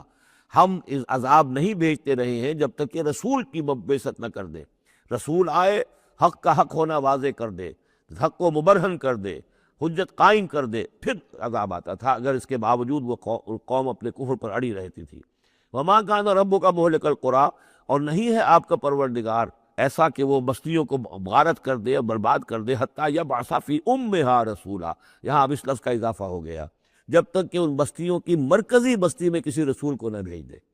اس لیے کہ ظاہر بات ہے کہ ایک ایک گاؤں، ایک ایک بستی، ایک ایک شہر میں تو ممکن نہیں ہے۔ ہر ملک جو ہے اس کا ایک دائرہ ہوتا ہے، اور اس دائرے کے اندر جو ہے ایک شہر جو بڑا مرکزی اہمیت کا حامل ہوتا ہے، تو اس میں جو اس کا مرکزی شہر ہو، اس کے اندر جب تک ہم رسول کا نہ بھیج دیں۔ اور رسول کیا کرتا تھا؟ یتلو علیہم آیاتنا، جو تلاوت کرتا تھا، سناتا تھا انہیں ہماری آیات۔ وما کنا مہلک القری الا واہلھا ظالمون، اور ہرگز ہم نہیں تھے ان بستیوں کو ہلاک کرنے والے مگر اس بنا پر کہ اس کے رہنے والے، اس میں جو آباد تھے وہ ظالم تھے، گناہ گار تھے، مشرک تھے اور کافر تھے۔ وما اوتیتم من شیء فمتاع الحیات الدنیا، تو جو بھی کچھ تمہیں دیا گیا ہے، جو بھی ساز و سامان تمہیں ملا ہے، جو بھی کچھ ملا ہے، وہ اس دنیا کی زندگی کا سامان ہے، برتنے کی چیزیں ہیں۔ وزینتھا، اور اس کی زینت ہے۔ یہ دنیا کی زندگی بھی عارضی ہے اور یہ سامان بھی عارضی ہے۔ وما عند اللہ خیر وابقیٰ، اور جان لو کہ جو اللہ کے پاس ہے وہ یقیناً بہت بہتر ہے اور باقی رہنے والا ہے، اس کو دوام ہے۔ افلا تعقلون، تو کیا تم عقل سے کام نہیں لیتے؟ افمن وعدناہ وعدا حسنا فہو لاقیہ، کیا بھلا وہ شخص جس سے کہ ہم نے اچھا وعدہ کیا ہے، جس سے کہ اس کی ملاقات ہوگی، اس کو اپنا وہ وعدہ مل جائے گا۔ اللہ نے جن جن چیزوں کا وعدہ کیا ہے اللہ تعالیٰ اس کو وہ چیزیں دے گا اور پہنچا دے گا۔ کمم متعناہ متاع الحیات الدنیا، کیا وہ اس جیسا ہو جائے گا جسے ہم نے دنیا کی زندگی کا ساز و سامان دے دیا؟ ثم ہوا یوم القیامت من المحضرین، پھر وہ قیامت کے دن گرفتار ہو کر آ جائے۔ تو ایک وہ آدمی ہے کہ جو اللہ تعالیٰ کی رحمت کے سائے میں ہوں گے قیامت میں اور آخرت میں، اور ایک یہ کہ دنیا میں تو کچھ مزے کر لیے ہیں، گل چھرے اڑا لیے ہیں، عیش کر لیے ہیں، کوئی وہ چلت پھرت ان کی ہو گئی ہے، ان کی شہرتیں بھی ہو گئیں اور ان کے پاس کچھ عارضی طور پر کچھ اختیارات بھی آ گئے، لیکن پھر قیامت کے دن جو ہے وہ گرفتار ہو کر لائے جائیں گے بیڑیاں پہنائے ہوئے۔ وَيَوْمَ يُنَادِيهِمْ فَيَقُولُ أَيْنَ شُرَكَائِيَ الَّذِينَ كُنتُمْ تَزْعُمُونَ، اور جس دن کہ اللہ انہیں پکارے گا اور کہے گا کہ کہاں ہیں میرے وہ شرکاء جن کا کہ تمہیں زوم ہو گیا تھا، تمہیں گمان ہو گیا تھا، جن کے بارے میں تم سمجھتے تھے کہ وہ میرے شریک ہیں۔ قال الذین حق علیہم القول، تو وہ لوگ کہ جن کے جو عذاب کے قول کے مستحق ہو چکے، عذاب کے فیصلے کے مستحق ہو چکے، وہ کہیں گے ربنا ہؤلاء الذین اغوینا، کہیں گے یہ ہے وہ لوگ جنہوں نے ہم کو بہکایا تھا۔ اب یہ ہو سکتے ہیں کہ وہ شیاطین جن بھی ہوں اور شیاطین انس بھی ہوں، طاغوت بھی ہوں، یہاں کے لیڈر بھی ہوں، غلط راستوں کی طرف لے کے جانے والے لوگ، ان سب کو کہیں گے ان لوگوں نے ہمیں بہکایا اور ہمیں غلط راستے پر ڈالا۔ اغویناہم کما غوینا، پھر وہ کہیں گے ہم نے انہیں گمراہ کیا جیسے ہم خود گمراہ تھے، یعنی ہم خود ہدایت پر ہوتے تو انہیں ہدایت دیتے۔ تبرأنا الیک، ہم اے اللہ تیری جناب میں تبرہ کر رہے ہیں ان سے، ہم برات ہیں، ما کانوا ایانا یعبدون، یہ ہمیں نہیں پوجتے تھے، یہ کچھ جو بھی کہہ رہے ہیں ہمیں کچھ معلوم بھی نہیں تھا کہ یہ اس طریقے سے، البتہ یہ کہ ان میں سے وہ بھی ہوں گے جو کہیں گے کہ ہم خود گمراہی میں تھے اس لیے ہم نے گمراہ کیا۔ یہ گویا کہ گڈمڈ ہے، شیاطین جن بھی ہوں گے جن کی طرف اشارہ کر کے کچھ لوگ انہوں نے ہمیں برباد کیا، ان کا جواب تو یہ ہوگا کہ اگر ہم ہدایت پر ہوتے تو تمہیں ہدایت دیتے۔ لیکن کچھ وہ بھی ہوں گے جو اللہ کے نیک بندے تھے اور جنہیں معبود بنا لیا گیا، جنہیں پوجا جا رہا ہے، وہ کہیں گے تبرأنا الیک، اے اللہ ہم اعلان برات کرتے ہیں تیری جناب میں، ما کانوا ایانا یعبدون، یہ ہرگز ہماری بندگی کرنے والے نہیں تھے۔ وقیل ادعوا شرکاءکم فدعوہم، پھر کہا جائے گا ان سے پکارو اپنے شریکوں کو، پھر وہ پکاریں گے، فلم یستجیبوا لہم، تو وہ ان کو جواب نہیں دیں گے، ان کی طرف سے کوئی ان کو جواب نہیں ملے گا۔ ورأوا العذاب، اور پھر وہ دیکھیں گے عذاب کو، لو انہم کانوا یہتدون، کاش کہ کسی طریقے سے وہ ہدایت پائے ہوئے ہوتے۔ وَيَوْمَ يُنَادِيهِمْ فَيَقُولُ مَاذَا أَجَبْتُمُ الْمُرْسَلِينَ، اور جب کہ اللہ انہیں پکارے گا اور پوچھے گا تم نے ہمارے رسولوں کو کیا جواب دیا تھا۔ مَاذَا أَجَبْتُمُ الْمُرْسَلِينَ فَعَمِيَتْ عَلَيْهِمُ الْأَنْبَاءُ، پھر ان پر اندھے ہو جائیں گے، اس وقت باتیں اب نہیں کر سکیں گے، کوئی بات نہیں کہہ سکیں گے۔ یومئذ فَهُمْ لَا يَتَسَاءَلُونَ، اور پھر وہ آپس میں پوچھیں گے بھی نہیں، حق واضح ہو جائے گا، جواب کیا دیں گے؟ رسولوں کی بات نہیں مانی تھی، رسولوں کا استہزاء کیا تھا، تمسخر کیا تھا، تو اب اس کا جواب کیا دیں؟ فَأَمَّا مَن تَابَ وَآمَنَ وَعَمِلَ صَالِحًا، تو جو ایمان لایا اور جس نے توبہ کی اپنے شرک سے اور کفر سے، من تاب وآمن، اور جو ایمان لایا، وعمل صالحا، اور جس نے نیک اعمال کیے، فعسیٰ ان یکون من المفلحین، تو اس کی امید ہے کہ وہ فلاح پانے والوں میں سے ہوگا۔ وربک یخلق ما یشاء ویختار، اور آپ کا پروردگار جو چاہتا ہے پیدا کرتا ہے اور جس چیز کو چاہتا ہے اختیار کر لیتا ہے۔ مخلوق ساری اسی کی ہے، اس مخلوق میں سے جس کو چاہا اس نے چن لیا اور رسول بنا لیا۔ اللہ یصطفی من الملائکۃ رسلا ومن الناس، اللہ چن لیتا ہے فرشتوں میں سے بھی اپنے پیغامبر اور ایلچی اور انسانوں میں سے بھی۔ ان اللہ اصطفیٰ آدم و نوحا و آل ابراہیم و آل عمران علی العالمین، وہ جس کو چاہتا ہے قبول کرتا ہے، اختیار کر لیتا ہے۔ وَرَبُّكَ يَخْلُقُ مَا يَشَاءُ وَيَخْتَارُ مَا كَانَ لَهُمُ الْخِيَرَةُ، ان کے ہاتھ میں کوئی اختیار نہیں ہے، ان کے پاس کوئی آپشن نہیں ہے۔ سبحان اللہ و تعالی عما یشرکون، یہ تو اللہ تعالیٰ ہی ہے جو جس کی ذات بلند و بالا ہے، اور یہ تمام شرک جو یہ کر رہے ہیں ان تمام اوہام سے اور ان کے من گھڑت عقیدوں سے، وہ وراء الورا ہے، وراء الورا ہے، منزہ ہے، اعلیٰ ہے، عرفہ ہے۔ وَرَبُّكَ يَعْلَمُ مَا تُكِنُّ صُدُورُهُمْ وَمَا يُعْلِنُونَ، اور آپ کا رب خوب جانتا ہے جو کچھ کہ ان کے سینے چھپائے ہوئے ہیں اپنے اندر، جو بھی ان کے اندر ہے، یعنی اندر تو ان کے گواہی موجود ہے کہ یہ قرآن حق ہے، محمد حق ہے، یہ بات جو آ رہی ہے صحیح ہے، دل گواہی دے رہا ہے، لیکن اپنی ضد اور ہٹ درمی کی وجہ سے اسے چھپائے ہوئے ہیں۔ اپنے اس ایمان کو تو انہوں نے چھپا کر رکھا ہوا ہے اور ظاہر کر رہے ہیں، اعتراضات کر رہے ہیں، یہ کر رہے ہیں کیوں نہیں دیا گیا ویسا ہی جیسا کہ موسیٰ کو دیا گیا تھا، کیوں نہیں کوئی نشانی ان کو دی جاتی۔ وَرَبُّكَ يَعْلَمُ مَا تُكِنُّ صُدُورُهُمْ وَمَا يُعْلِنُونَ، اور آپ کا رب خوب جانتا ہے جو کچھ کہ ان کے سینے چھپائے ہوئے ہیں اپنے اندر اور جو کچھ کہ وہ ظاہر کر رہے ہیں۔ وَهُوَ اللَّهُ لَا إِلَٰهَ إِلَّا هُوَ، اور وہی ہے اللہ کہ جس کے سوا کوئی الہ نہیں ہے۔ لَهُ الْحَمْدُ فِي الْأُولَىٰ وَالْآخِرَةِ، اسی کے لیے حمد ہے، تعریف ہے، دنیا میں بھی آخرہ میں بھی۔ یہاں آخرت کے مقابلے میں اولا، پہلی زندگی ہماری یہ زندگی دنیا کی ہے، آخرہ وہ ہماری پچھلی زندگی ہے۔ لَهُ الْحَمْدُ فِي الْأُولَىٰ وَالْآخِرَةِ، اسی کے لیے حمد ہے، تعریف ہے، ثنا ہے، دنیا میں بھی اور آخرت میں بھی۔ وَلَهُ الْحُكْمُ، اسی کے لیے حکم ہے، حاکمیت اسی کی ہے، حکم دینے کا اختیار اسی کو حاصل ہے، حلال اور حرام کا اسی کے پاس اختیار ہے کہ جس شخص کو چاہے وہ حلال قرار دے اور جس شخص کو چاہے حرام قرار دے۔ وَإِلَيْهِ تُرْجَعُونَ، اور اسی کی طرف تمہیں لوٹ کر جانا ہے۔ قُلْ أَرَأَيْتُمْ إِنْ جَعَلَ اللَّهُ عَلَيْكُمُ اللَّيْلَ سَرْمَدًا، کہیے ان سے کہ ذرا سوچا تم نے کبھی اگر اللہ تعالیٰ تم پر رات کر دے ہمیشہ کے لیے، رات ہی رات رہے، الی یوم القیامہ، قیامت کے دن تک، من الہ غیر اللہ یاتیکم بضیاء، کون ہے وہ الہ، کون سا معبود ہے اللہ کے سوا جو تمہارے لیے روشنی لے آئے گا، کہاں سے لے آئے گا؟ افلا تسمعون، تو کیا تم سنتے نہیں ہو؟ قل ارأیتم ان جعل اللہ علیکم النہار سرمدا، کیا تم نے کبھی غور کیا اگر اللہ تعالیٰ تم پر دن کو ہی ہمیشہ ہمیش کے لیے دن ہی کو قائم کر دے، پوری قیامت کے دن تک دن ہی رہے، رات نہ آئے، من الہ غیر اللہ یاتیکم بلیل تسکنون فیہ،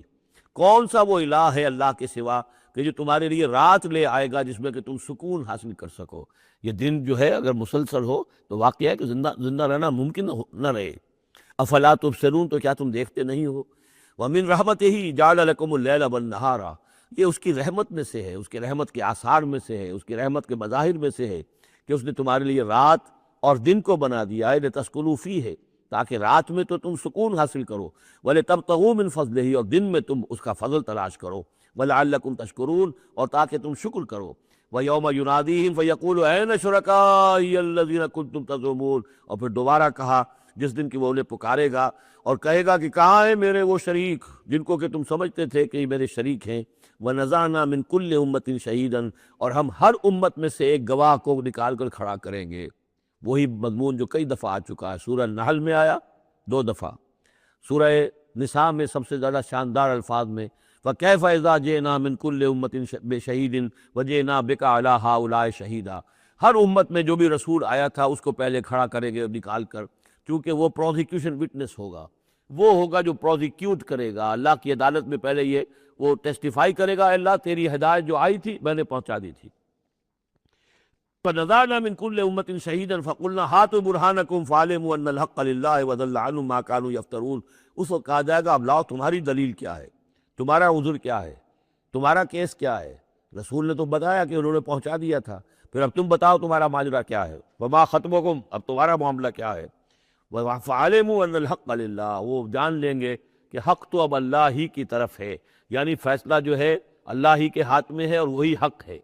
گویا کہ ہمارے اوپر ہم مستحق ہو چکے ہیں اللہ کے عذاب کے، ہم پر اللہ کی طرف سے گویا کہ اتمام ہو چکا ہے۔ وَضَلَّ عَنْهُم مَّا كَانُوا يَفْتَرُونَ، اور گم ہو جائے گا ان سے وہ جو افتراء انہوں نے کیا تھا، جو انہوں نے گھڑ لیے تھے خیالات، جن کو سمجھتے تھے کہ یہ ہمارے معبود جو ہیں اللہ تعالیٰ کے ہاں ہمیں بچا لیں گے، وہ سب کے سب گم ہو جائیں گے۔ جب آنکھ کھلی گل کی تو موسم تھا خزاں کا، سب کے سب جو ہے وہ ان کے ہاتھوں کے طوطے اڑ جائیں گے۔ ان قارون کان من قوم موسیٰ فبغى علیہم وآتیناہ من الکنوز ما ان مفاتحہ لتنوء بعصبة اولی القوة اولی القوة اذ قال له قومه لا تفرح ان اللہ لا يحب الفرحین وابتغ فیما آتاک اللہ الدار الآخرۃ ولا تنس نصیبک من الدنیا وأحسن کما أحسن اللہ الیک ولا تبغ الفساد فی الارض ان اللہ لا يحب المفسدین۔ صدق اللہ العظیم۔ اب آگے چلیے، سورہ قصص کے آخری یہ دو رکوع ہیں، جن میں سے پہلے رکوع میں ایک کردار کا ذکر ہو رہا ہے، قارون، پر میں آپ کو بتا چکا ہوں کہ یہ کردار جو ہے اسے بھی ایک فرد نہ سمجھیے، بلکہ یہ کہ جو بھی کوئی حکمران قوم ہوتی ہے وہ اپنی غلام قوم کے اندر اس طرح کے کردار باقاعدہ پیدا کرتی ہے، جس کو کہ کہا تھا ملکہ سبا نے کہ ان الملوک اذا دخلوا قریۃ جعلوا عزت اہلھا اذلہ، اور اس کا نتیجہ یہ نکلتا ہے کہ جو گھٹیا لوگ ہوتے ہیں، بے غیرت لوگ ہوتے ہیں، اپنی قوم کے ساتھ غداری کرتے ہیں، انہیں پھر وہاں خطابات دیے جاتے ہیں، نوازا جاتا ہے، ان کے اونچے منصب ہوتے ہیں، آنریری مجسٹریٹ بنا دیے گئے ہیں، فلاں ہو گئے ہیں۔ یہ سب کون تھے؟ یہ انگریزوں نے در حقیقت ہندوستان میں اپنی جو حکومت کو مضبوط کرنے کے لیے یہ ایک طبقہ جو ہے ہندوستانیوں میں سے ڈیولپ کیا تھا، اس طبقے کا یہ کردار ہے قارون۔ اچھا، اس قسم کے لوگوں کو پھر انگریز بڑے بڑے ٹھیکے دیتے تھے۔ اب آرمی کے سپلائی کے ٹھیکے ہیں تو بڑے بڑے ٹھیکیدار یہی ہوتے تھے، انہی کے پاس سرمایہ ہو جاتے تھے۔ یہ ساری چیزیں جو ہے ایک دوسرے سے ملی جلی ہوئی ہیں۔ اسی طرح کا ایک شخص جو ہے یہ قارون تھا اسرائیلی، اور نہ صرف اسرائیلی، حضرت موسیٰ علیہ السلام کا سگا چچا زاد بھائی، فرسٹ کزن، لیکن یہ کہ یہ حکومت کے ساتھ فرعون کے دربار میں اس کی رسائی تھی، وہاں اس کی پذیرائی تھی، اور وہاں سے اس کو مراعات ملتی تھی۔ اس نے اتنی دولت سمیٹ لی تھی، جیسے ہمارے ہاں بھی بعض اب جو سیاسی کردار ہیں وہ گویا کہ علامتی بن گئے دولت سمیٹنے میں، تو بے تحاشا دولت اس نے جمع کر لی تھی۔ اب اس کا کردار سامنے آ رہا ہے۔ ان قارون کان من قوم موسیٰ، یقیناً قارون جو ہے وہ موسیٰ کی قوم ہی سے تھا۔ تورات میں اس کا نام قورہ آیا ہے، یعنی قارون کی بجائے قورہ، یہ کوئی تلفظ کا فرق ہو سکتا ہے۔ فبغى علیہم، اگرچہ موسیٰ کی قوم میں سے تھا لیکن اس نے زیادتی کی، سرکشی کی، شرارت کی اپنی قوم کے خلاف، یعنی غداری کی۔ وآتیناہ من الکنوز، اور ہم نے اسے اتنے خزانے دیے تھے، ما ان مفاتحہ لتنوء بالعصبۃ اولی القوہ،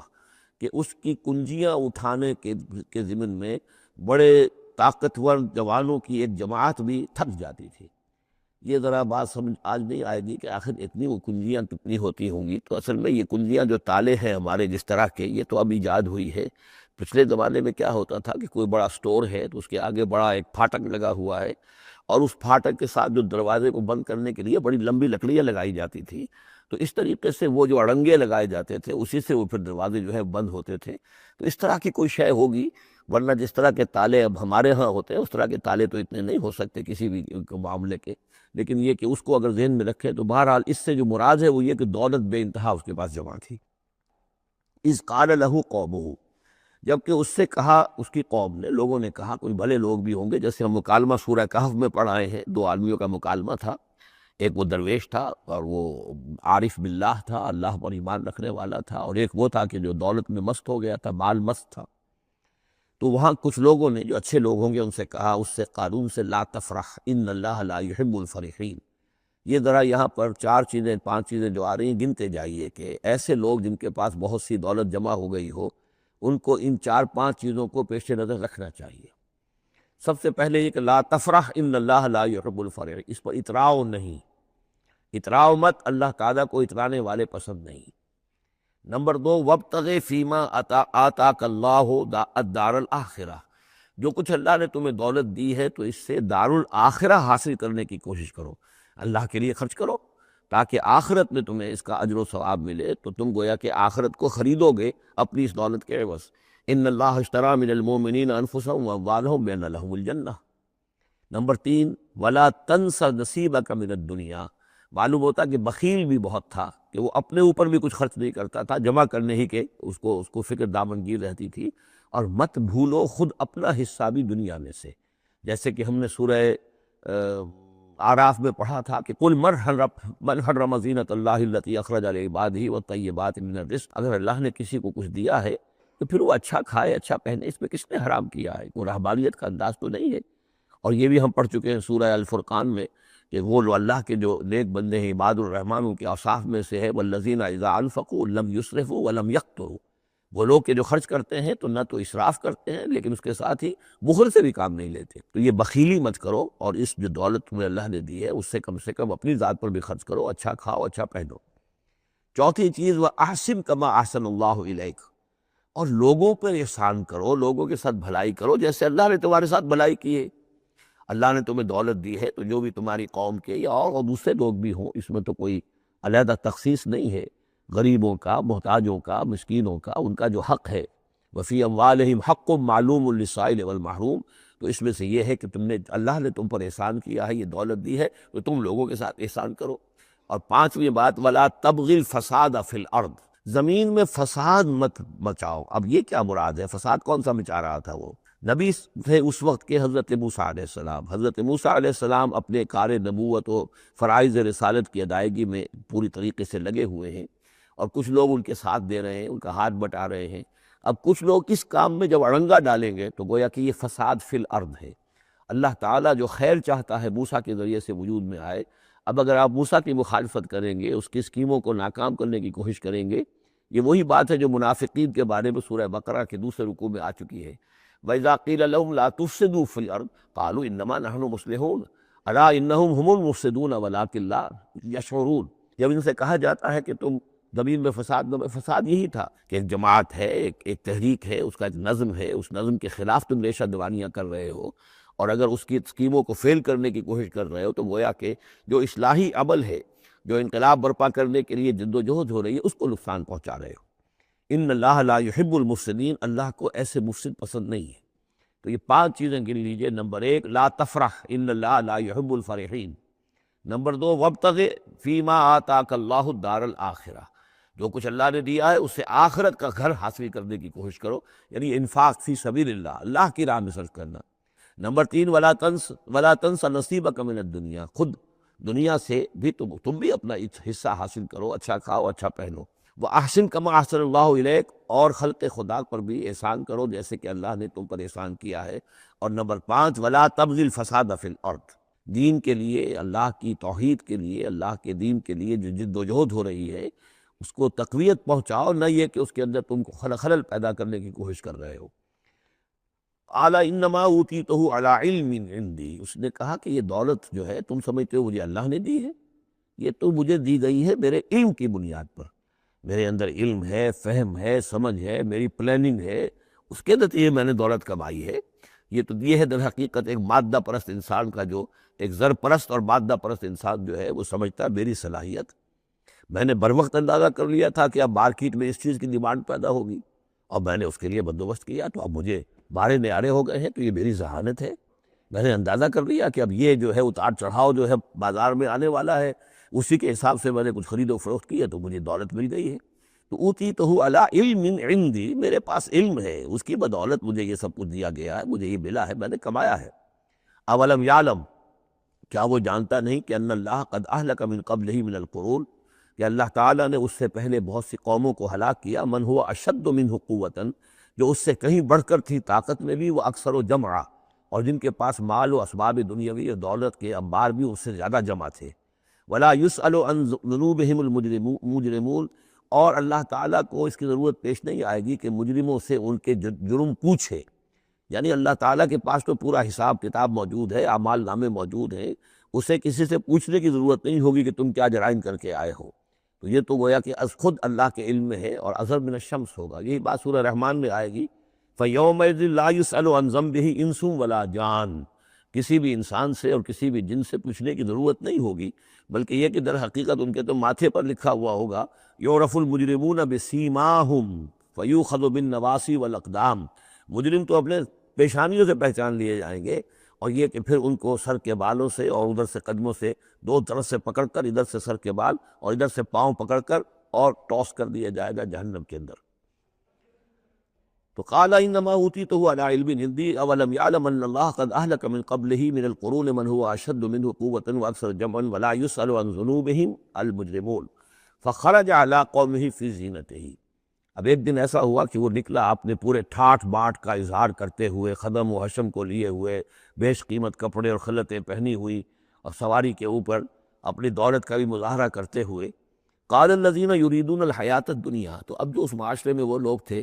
کہ جن کی نگاہوں میں خود ان کی اپنی نگاہوں میں بھی دنیا کی زندگی کھبی ہوئی تھی، اور جو چاہتے تھے، طالب تھے دنیا ہی کے، یا لیت لنا مثل اوتی قارون، وہ انہوں نے کہا کاش کہ ہمیں بھی یہ ساری چیزیں ملیں جو قارون کو ملی ہیں، جو کچھ دیا گیا ہے، اسے جو دولت دی گئی ہے، اس کے پاس جو ثروت ہے، اور اس کو جو اللہ تعالیٰ نے اس کے اوپر نعمتوں کی بارش کی ہے، کاش ہم پر بھی ہو۔ انہ لذو حظ عظیم، یہ تو بہت ہی نصیب والا ہے، بہت خوش قسمت انسان ہے یہ قارون، کتنا اس کی جو ہے سمجھیے کہ خوش بخت انسان ہے کہ اس پر اللہ کی اتنی نظر کرم ہے اور اتنی دولت اس نے کمائی ہے۔ ظاہر بات ہے کہ دولت مندوں کی دولت نظر آتی ہے، یہ لوگوں کو پتہ نہیں ہوتا یہ کمایا انہوں نے کس طور سے ہے۔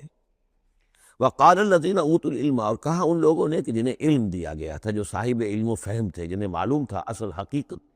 فرمایا انہوں نے کہا ویلکم، تمہارے لیے خرابی ہے، ثواب اللہ خیر لمن آمن وعمل صالحا، جو شخص ایمان لائے اور نیک عمل کرے اسے جو ثواب اللہ کی طرف سے ملنے والا ہے وہ اس سے کہیں بڑھ کر ہے۔ تم حسرت کے ساتھ اس کی دولت کو دیکھ رہے ہو، اس کے ٹھاٹ باٹ کو دیکھ رہے ہو، اس کی شان و شوکت کو دیکھ رہے ہو، اور تمہیں حسرت کا احساس ہو رہا ہے۔ اگر تم واقعتاً ایمان اور عمل صالح کی شرائط پوری کرو تو جو کچھ اللہ تعالیٰ تمہیں دے گا خود اس دنیا میں بھی، سورہ نور میں ہم پڑھ چکے ہیں، لَيَسْتَخْلِفَنَّهُمْ فِي الْأَرْضِ، حکومت ان کو دے گا، خلافت ان کی قائم کرے گا جو ایمان اور عمل صالح کا حق ادا کر دے۔ پھر آخرت میں جو ثواب ملنا ہے، ظاہر بات ہے کہ اس کا تو کوئی تصور بھی تم نہیں کر سکتے۔ وَلَا يُلَقَّاهَا إِلَّا الصَّابِرُونَ، لیکن وہ جو صبر ہے، وہ جو اجر و ثواب ہے آخرت کا، وہ انہی لوگوں کو حاصل ہو سکے گا کہ جو صبر کرنے والے ہوں۔ اس دنیا میں وہ جیسے بھی ہو، ضروریات پوری ہو جائیں، بس اس سے زیادہ کی ہوس نہ رکھیں، ایسا نہ ہو کہ کسی کے سامنے ہاتھ پھیلانا پڑے۔ حضور کی حدیث ہے ما قل و کفا خیر مما کثر و الہا، کم ہو چیز لیکن کفایت کر جائے، ضرورت پوری ہو گئی، وہ اس سے کہیں بہتر ہے کہ زیادہ ہو، بہتات ہو، دولت بہت ہے اور وہ اللہ سے غافل کر دے، اس لیے کہ جب بہتات ہوگی تو انسان پر غفلت طاری ہو جائے گی۔ جب ایسا ہو کہ آج کے کھانے کا تو ہے، کل کے لیے اللہ پر توکل ہے تو اللہ یاد رہے گا، پھر انسان اللہ کو بھولے گا نہیں۔ تو ما قل و کفا خیر مما کثر و الہا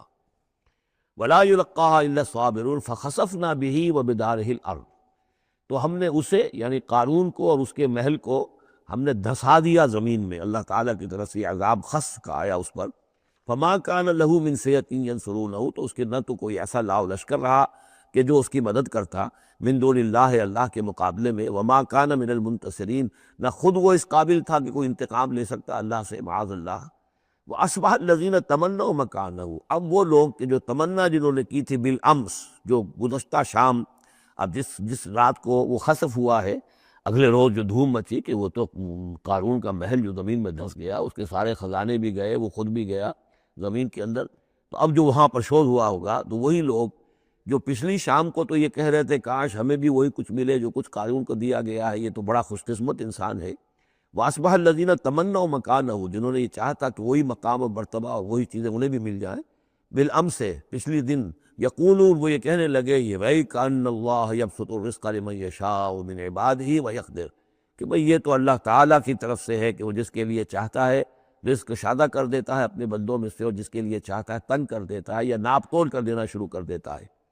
لولا ان من اللہ علینا، اگر اللہ تعالیٰ نے ہم پر احسان نہ فرمایا ہوتا، لخسف بنا، تو ہم بھی اسی طریقے سے خسف کر دیے گئے ہوتے، یعنی ہم تو کہہ رہے تھے کہ ہم بھی اس جیسے ہو جائیں، ہمیں بھی اس کی سی دولت مل جائے، لیکن اس کی دولت کا جو انجام آج ہماری نگاہوں کے سامنے آیا ہے، لولا ان من اللہ، اگر اللہ تعالیٰ نے ہم پر یہ احسان نہ کیا ہوتا کہ ہمارے پاس وہ دولت نہیں تھی،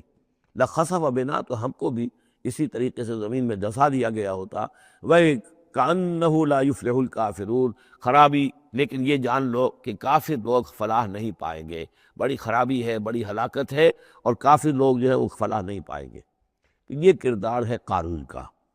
اب اس صورت کے آخری آیات ہیں، اور میں چونکہ اب ابتدا میں جس قدر اہتمام کے ساتھ یہ جوڑوں کا تعلق بیان کر رہا تھا، کیونکہ میں نے محسوس کیا کہ رفتار تیز ہونی چاہیے، اس میں کچھ کمی کر دی ہے۔ اب یہاں بھی نوٹ کر لیجیے گا کہ یہی سورۃ القصص اور اس سے پہلے سورۃ النمل، ان کے درمیان کیا کیا مشابہتیں ہیں، خاص طور پر اس آخری آیات میں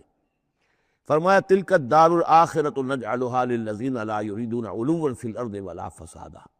یہ جو آخرت کا گھر ہے یہ ہم نے ریزرو کیا ہے ان لوگوں کے لیے کہ جو زمین میں اپنی بڑائی، اپنا اقتدار نہیں چاہتے، اپنی بلندی نہیں چاہتے اور نہ فساد چاہتے۔ وہ اللہ کے دین کی سربلندی کے لیے محنت کر رہے ہیں، اس کے نتیجے میں ہو سکتا ہے کہ اللہ تعالیٰ انہی کو ذمہ داری دے دے حکومت کی، لیکن وہ طالب نہیں ہے حکومت کے، وہ اپنی سربلندی کے طالب نہیں ہے۔ اس سے زمین و آسمان کا فرق ہے کہ ایک ہے کہ آپ کسی نظریے کے لیے کام کر رہے ہیں، اب نظریے میں اگر آپ کی جد و جہد ہے، انقلاب میں آپ کامیاب ہو گئے تو ظاہر بات ہے کہ پھر انقلاب کے بعد ذمہ داری سنبھالنی پڑے گی۔ محمد الرسول اللہ صلی اللہ علیہ وسلم ہی کو مدینے کی اس چھوٹی سی شہری ریاست جو وجود میں آئی تھی، آخر اس کی ذمہ داری سنبھالنی پڑی، حالانکہ آپ خدا نہ خواستہ کوئی اقتدار کے طالب یا اقتدار کے بھوکے تو نہیں ہو سکتے تھے، لیکن یہ ہے کہ طلب جو ہے وہ اللہ جانتا ہے دل میں کس کے طلب ہے۔ اگر کوئی ذاتی طور پر اقتدار کا خواہاں ہے اور چاہتا ہے کہ میرا نام اونچا ہو جائے اور مجھے اختیار مل جائے اور میرا اقتدار ہو، تو وہ شخص اللہ تعالیٰ کے ہاں ڈسکوالیفائی ہو جاتا ہے۔ یہ پھر اللہ کے گھر کے لیے نہیں ہے۔ اللہ کا گھر جو ہے تلک الدار الآخرہ، یہ تو ہم نے رکھا ہوا ہے خاص طور پر مخصوص کر کے، ریزرو کر کے، للذین لا یریدون علوا فی الارض، جو زمین میں اپنے اقتدار کے خواہاں نہیں ہیں، ولا فسادا، نہ زمین میں فساد بچانا چاہتے ہیں، والعاقبۃ للمتقین، اور عاقبت یعنی پچھلا گھر جو ہے، عاقبت کی پچھلی زندگی جو ہے یقیناً یہ اہل تقویٰ کے لیے، اس کی بھلائیاں، اس کے محاسن، اس کا عیش اور آرام وہ اللہ تعالیٰ نے اپنے متقی بندوں کے لیے خاص کیا ہے۔ من جاء بالحسنۃ فلہ خیر منہا، یہ آیت میں آئی ہے سورہ نمل کے بھی آخری حصے میں، جو کوئی شخص کوئی نیکی لے کر آئے گا تو اسے بدلہ ملے گا اس سے بہتر۔ ومن جاء بالسیئۃ، اور جو کوئی بدی لے کر آئے گا فلا یجزی الذین عملوا السیئات الا ما كانوا یعملون، تو وہ لوگ کہ جو ان برائیوں کا ارتکاب کر رہے ہیں انہیں بدلہ نہیں دیا جائے گا مگر وہی جو کچھ کہ وہ کر کے لائے۔ مطلب یہ کہ اللہ تعالیٰ کی طرف سے اضافہ نہیں ہوگا، جتنے جرم کیے ہیں اتنی ہی سزا، لیکن اہل ایمان اور اہل صلاح جو ہیں ان کی نیکیوں میں اللہ تعالیٰ 10 گنا دے، 700 گنا دے، اس سے بھی بڑھا دے، یضاعف لمن یشاء، تو یہ اللہ تعالیٰ کی مرضی ہے، جتنا چاہتا ہے دیتا، خیر منہا، بہرحال جو کچھ کر کے لے جاؤ گے اس سے بہتر ملے گا۔ لا یجزی الذین عملوا السیئات الا ما كانوا یعملون، انہیں وہی کچھ ملے گا جو کچھ کہ وہ عمل کر کے لائے تھے۔ ان الذی فرض علیک القرآن لرادک الی معاد، سورہ نمل میں آیا تھا کہ مجھے وَأُمِرْتُ أَنْ أَتْلُوَ الْقُرْآنَ، مجھے تو حکم دیا گیا میں قرآن سناتا رہوں، قرآن پڑھ کر تمہارے سامنے میں قرآن کے ذریعے سے انذار اور تبشیر اور قرآن کی تبلیغ اور قرآن کے ذریعے سے تذکیر اور قرآن کے ذریعے سے تمہارے جو نفسیاتی اور روحانی روگ ہیں ان کی شفا کے لیے میں کوشش کرتا رہوں، میرا کام تو یہ ہے۔ ان اتلو القرآن، مجھے حکم دیا گیا میں قرآن کی تلاوت کرتا رہوں، تلاوت پڑھ کر قرآن تمہیں سناتا رہوں۔ اب یہاں اسی کو تعبیر کیا، ان الذی فرض علیک القرآن، اے نبی جس ہستی نے آپ پر اس قرآن کی ذمہ داری ڈال دی ہے، اس کی تبلیغ آپ کے لیے فرض تھی، جیسے کہ ہم سورہ مائدہ میں آج پڑھا ہے، یا ایھا الرسول بلغ ما انزل الیک من ربک وان لم تفعل فما بلغت رسالتہ، اس قرآن کی تبلیغ کرنا آپ پر فرض ہے۔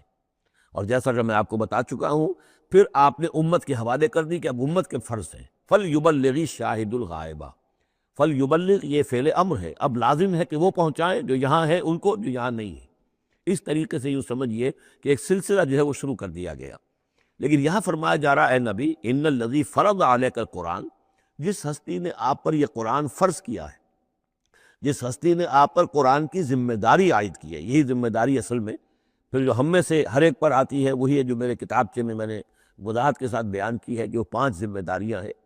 اللہ قرآن پر ایمان جیسا کہ ایمان کا حق ہے، قرآن کی تلاوت جیسے کہ تلاوت کا حق ہے، قرآن کو سمجھنا جیسے کہ سمجھنے کا حق ہے، قرآن پر عمل جیسے کہ عمل کا حق ہے، پھر قرآن کی تبلیغ، قرآن کو عام کرنا۔ ان الذی فرض علیک القرآن لرادک الی معاد، وہ یقین آپ کو لوٹا لے جائے گی، وہ ہستی، وہ اللہ جس نے آپ پر یہ قرآن کی ذمہ داری ڈالی ہے، تبلیغ قرآن کا فریضہ آپ کے کاندھوں پر رکھا ہے، وہ یقیناً آپ کو پہنچائے گا بہت اچھی جگہ لوٹنے کی۔ معاد، عادہ یعودو سے، اس میں ظرف ہے، لوٹنا، لوٹنے کی جگہ، اور معاد سے مراد آخرت عام طور پر ہے، ایمان بالرسالت، ایمان باللہ، ایمان بالمعاد، ایمان بالآخرہ کو ایمان بالمعاد بھی کہا جاتا ہے۔ لیکن اس کے بارے میں بعض روایات ایسی ملتی ہیں کہ اس کا شان نزول یہ ہے کہ حضور صلی اللہ علیہ وسلم جب ہجرت کے سفر کو نکلے ہیں مکے سے، تو جو عام راستہ تھا اس سے ہٹ کر آپ نے، چونکہ اندیشہ تھا اور واقعہ تھا کہ تعاقب ہو رہا تھا، تلاش کیا جا رہا تھا، 3 دن رات تو آپ غار ثور میں روپوش رہے، پھر آپ نے ایک بڑا ہی سخت راستہ اختیار کیا تھا کہ جو پہاڑی راستہ تھا جو گزر رہا تھا، جس پر کہ کوئی انسان جاتا نہیں تھا، لیکن کچھ آگے جل کر وہ راستہ جو ہے وہ پھر اس مین راستے سے جا کر مل گیا۔ یوں سمجھیے یہ راستہ جا رہا تھا مین، کہ جو مکے سے مدینے کا تھا، حضور نے ایک اور راستہ اختیار کیا، لیکن کچھ عرصے کے بعد وہ راستہ جا کر اس راستے کے ساتھ مل گیا۔ جہاں ملا، اب آپ خود سوچئے کہ وہاں ایک ایسی سچویشن آ گئی کہ حضور ایک پی پر کھڑے ہوئے ہیں، اب داہنی طرف جاتے ہیں تو مدینہ ہے اور بائیں طرف جاتے ہیں تو مکہ ہے۔ اس وقت حضور کے دل میں ایک ہوک سی اٹھی ہے، اس لیے کہ جب آپ مکے سے روانہ ہوئے تھے تب بھی روایات میں آیا ہے کہ آپ کعبے سے لپٹ کر آپ نے یہ کہا تھا کہ اے بیت اللہ، مجھے تجھ سے بڑی محبت ہے، لیکن میں کیا کروں، یہاں کے لوگ مجھے یہاں رہنے نہیں دے رہے۔ تو گویا کہ کعبے سے یہ جدائی تو آپ پر شاہ گزر رہی تھی۔ اب جب وہ آپ چند دن کا سفر کر کے اور چند دن وہ غار ثور میں روپوش ہونے کے بعد جب پہنچے ہیں، اب ایسی جگہ پہنچے کہ جہاں سے اگر دائنی طرف جاتے ہیں تو یہ مدینے کی طرف راستہ جانا تو آپ کو ادھر ہی ہے، لیکن سامنے وہ راستہ آ گیا کہ جو مکے کی طرف جا رہا، تو آپ کے دل میں ایک پھونک سی اٹھی۔ اس وقت اللہ تعالیٰ نے آپ کے اطمینان کے لیے یہ آیت نازل کی کہ آپ گھبرائیے نہیں، مکے میں ہم آپ کو لوٹا کے لے آئیں گے، آپ یہیں پہنچیں گے، بڑی شان سے پہنچیں گے۔ اس وقت تو آپ کو نکلنے کے لیے جو ہے روپوش بھی ہونا پڑا ہے، آپ کا تعاقب بھی ہو رہا ہے، پھر وقت آئے گا کہ آپ ایک فاتح کی حیثیت سے داخل ہوں گے۔ تو یہ بھی اس کی ایک روایت چونکہ ہے تو یہ مفہوم بھی اس میں نکل سکتا ہے، لیکن عام طور پر یہ ہے، اس سے مراد میرے نزدیک یہی ہے کہ آپ کے لیے جیسے کہ سورۃ الضحیٰ میں کہا گیا ہے وَلَلْآخِرَةُ خَيْرٌ لَكَ مِنَ الْأُولَىٰ، اے نبی آپ کے لیے آخرت جو ہے اس دنیا سے کہیں بہتر ہے، لہذا آپ کے لیے تو یوں سمجھیے کہ جو اللہ لوٹا کر آپ کو لے جائے گا معاد میں، تو وہ معاد آپ کے لیے معادن، یہ گویا کہ یہ تفہیم کے لیے ہے نکرہ، بہت عمدہ جگہ لوٹانے کی، جس کے لیے یہ بھی کہا گیا عسیٰ ان یبعثک ربک مقاما محمودا، وہاں پر جو آپ کو مقام ملنا ہے مقام محمود، اور جو جنت حضور کی ہوگی جس کا کیا تصور کوئی کر سکتا ہے، تو ادھر اشارہ ہے۔ ان الذی فرض علیک القرآن رادک الی معاد قل ربی اعلم من جاء بالہدی، کہہ دیجئے کہ میرا رب خوب جانتا ہے کہ کون ہدایت لے کر آیا، کون راہ کی سوجھ لے کر آیا، کون ہدایت لے کر آیا، ومن هو فی ضلال مبین، اور کون وہ ہے کہ جو کھلی گمراہی میں پڑا ہوا ہے۔ وما کنت ترجو ان یلقی الیک الکتاب، اور اے نبی آپ کو تو کوئی توقع نہیں تھی کہ آپ کو کتاب دی جائے گی، کتاب القا کی جائے گی۔ یہی بات آئی ہے سورہ نمل کے اندر بھی وَإِنَّكَ لَتُلَقَّى الْقُرْآنُ مِن لَدُنْ حَكِيمٍ حَلِيمٍ، یہ قرآن تو آپ کو دیا گیا ہے، ایسا نہیں ہے کہ آپ متوقع تھے، آپ چاہتے تھے، آپ کو چلہ کشی کر رہے تھے کہ کوئی مجھے بھی کوئی روحانیت حاصل ہو جائے اور کوئی غیب کی میں تعلیم غیب کی معلومات حاصل کر لوں، معاذ اللہ آپ کا تو مزاج ہی وہ نہیں تھا۔ ایک بہت ہی جو سمجھیے شریف انسان اور ایک شریف تاجر، اسی لیے حضور نے فرمایا تاجر الصدوق الامین مع النبیین والصدیقین والشہداء، وہ تاجر کو بھی کو سچا ہو، جھوٹ کی آمیزش نہ ہونے دے، اور امین ہو، امانت دار ہو، اس کا رتبہ جو ہے وہ تو انبیاء اور صدیقین اور شہداء کے ساتھ ہے، اس جماعت میں شریک ہوگا وہ۔ تو حضور کی زندگی وہ تھی، لہذا یہاں فرمایا ہے کہ وما کنت ترجو، آپ تو کوئی امیدوار نہیں تھے، نہ آپ کو یہ توقع تھی کہ آپ پر یہ کتاب اتاری جائے گی، الا رحمۃ من ربک، یہ تو اللہ کی رحمت ہوئی ہے، اس کی مہربانی ہے کہ آپ کو اس نے چنا ہے، پسند کیا ہے، اور آپ کو اللہ تعالیٰ نے یہ کتاب عطا فرمائی۔ فلا تکونن ظہیرا للکافرین، تو اب آپ کافروں کے پشت پناہ نہ بنے۔ اس میں اشارہ ہو رہا ہے اصل میں، جیسے کہ ہم پڑھ چکے ہیں سورہ نساء کے اندر کہ اے مسلمانوں، گویا کہ یہ بات کہی گئی تھی کہ تم اپنی عصبیت اور قبائلی عصبیت کی وجہ سے، تمہارا ایک شخص ہے منافق ہے، اس نے وہ چوری بھی کی تھی، اب تم اس کی پشت پناہی کر رہے ہو اور سارا کا سارا الزام یہودی پر ڈالنا چاہ رہے ہو، تو یہ عصبیت جاہلیت ہے۔ یہاں ذکر کیا جا رہا ہے فلا تکونن ظہیرا للکافرین۔ اب ظاہر بات ہے کہ حضور جب مکے میں دعوت دے رہے ہیں تو اب رشتے جو ہیں وہ کٹ رہے ہیں، گویا کہ ابو لہب سگا چچا ہے لیکن دشمنی کی انتہا کیے ہوئے ہیں۔ یہ جو آپ نے فرمایا، اب آپ اپنے رشتوں کو ان کافرین کے ساتھ، اب آپ اپنے تعلقات کو کوئی اہمیت نہ دیں، ان کے ساتھ کسی عصبیت کا کوئی اگر اثر کہیں ہو بھی، کہیں اگر کوئی یعنی بہت ہی ادنا سا خفیف سا بھی شائبہ اگر دل میں ہو تو اس کو بھی آپ نکال دیجیے۔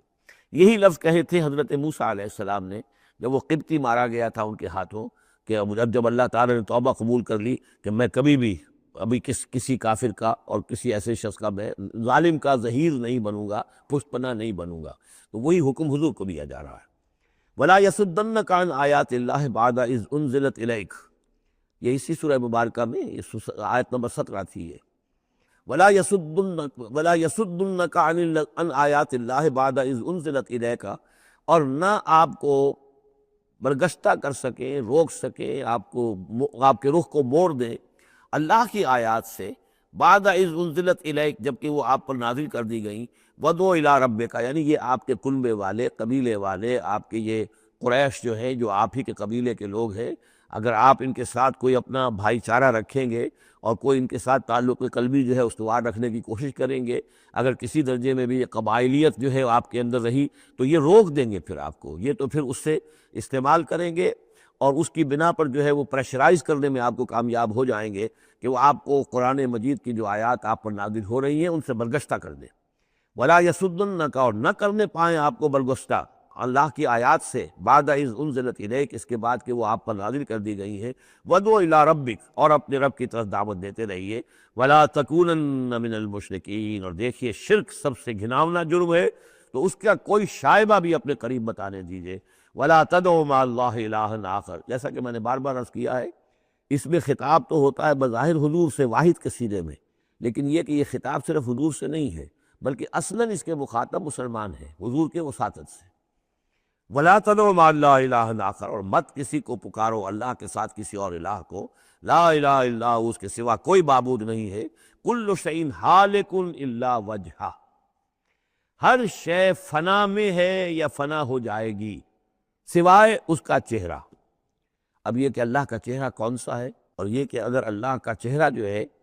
صرف اس کے لیے فنا نہیں تو کیا اللہ کے لیے کوئی باقی اعضاء بھی ہیں، ان کے لیے فنا ہے؟ معاذ اللہ ثم معاذ اللہ۔ یہ آیات جیسا کہ میں نے عرض کیا کہ اللہ کی ذات سے متعلق ہوں، عالم برزخ سے متعلق ہوں، عالم غیب اور عالم آخرہ کی، ان کے بارے میں بس جتنا کچھ بتا دیا ہے اس کے اوپر اکتفا کی جائے، اس سے آگے منطق کے حوالے سے اس کا جو ہے لازم اور ملزوم کے ایک ایک قدم بڑھاتے نہ جائیں، تو اس میں یہ ہے کہ انسان جو پھر غلط راستے پر پڑ جائے گا۔ العجز عن درک ذات ادراک، حضرت ابوبکر صدیق نے فرمایا تھا اللہ تعالیٰ کی ذات تو وہ ہے کہ جب انسان یہ سمجھ لے کہ میں اس کی ذات کو نہیں سمجھ سکتا، بس یہی ادراک ہے، یہی معرفت ہے کہ اللہ کی ذات جو ہے وراء الورا ثم وراء الورا ثم وراء الورا۔ یہ الفاظ شیخ احمد فرہندی، جن کو ہم مجدد الفسانی رحمۃ اللہ علیہ کے نام سے جانتے ہیں، وہ اپنے خطوط میں مکاتیب میں انہوں نے بار بار یہ الفاظ کہے، ذات باری تعالیٰ وراء الورا ثم وراء الورا ثم وراء الورا، اس کا کوئی تصور کسی انسان کے لیے ممکن نہیں، لیکن یہ کہ ہر شے ہلاک ہو جانے والی ہے سوائے اللہ کے چہرے کے۔ ظاہر بات ہے کہ ہر شے کے لیے فنا ہے، اور یہاں پہ اکثر لوگوں نے پھر اس منہ سے مراد لیا پوری ہستی، جیسے کہ ہم بھی کسی کے منہ دیکھو کہ یہ کام کر رہا ہے تو گویا کہ کسی کے لیے، کسی کے رضا جوئی کے لیے کر رہا ہے، تو اس اعتبار سے گویا کہ ذات باری تعالیٰ تو ہے کہ جو ہمیشہ قائم رہنے والی ہے، اور یہاں اس کے چہرے سے مراد اس کی پوری ذات ہے۔ باقی جو کچھ ہے، اب جو ہمارے ہاں صوفیہ ہیں جو وحدت وجود کے قائل ہیں، وہ تو اب بھی سمجھتے ہیں کہ باقی جو کچھ ہے وہ ہے ہی نہیں، معدوم کے درجے میں ہے، اس کی کوئی حقیقت نہیں ہے۔ کل ما فی الکون وہم او خیال او وقوف فی المرایا او دلال، جو بھی کچھ اس کائنات کے اندر ہے اللہ کی ذات کے سوا یا تو وہ وہم ہے، کل ما فی الکون وہم او خیال او وقوف فی المرایا، یا جیسے کہ شیشوں میں عکس نظر آتے ہیں، آئینہ قد آدم ہے، آپ اس کے سامنے کھڑے ہیں تو آپ پیچھے نہیں نظر آ رہے ہیں اس کے، ہے تو نہیں آپ وہاں، جیسے کہ شیشے میں عکس ہوتا ہے کہ اس کا وجود کوئی نہیں، اسی طریقے سے یہ کائنات جو ہے اپنی اصل کے اعتبار سے معدوم کے درجے میں ہے، اور پھر یہ کہ یہ بھی ہمارا عقیدہ ہے کہ ہر شے فنا ہو جائے گی۔ لہ الحکم، اسی کے لیے ہے اختیار، بادشاہی، حکومت، وَإِلَيْهِ تُرْجَعُونَ، اور اسی کی طرف تم لوٹا دیے جاؤ گے۔ یہاں یہ 4 صورتیں جو تھیں اس سورہ اس گروپ کی، وہ میں نے عرض کیا تھا کہ 4 ایک مزاج کی ہے، اور اب جو 4 ہیں وہ ایک مزاج کی ہیں، اور یہ چاروں اب شروع جو ہو رہی ہیں وہ الف لام میم سے ہو رہی ہیں۔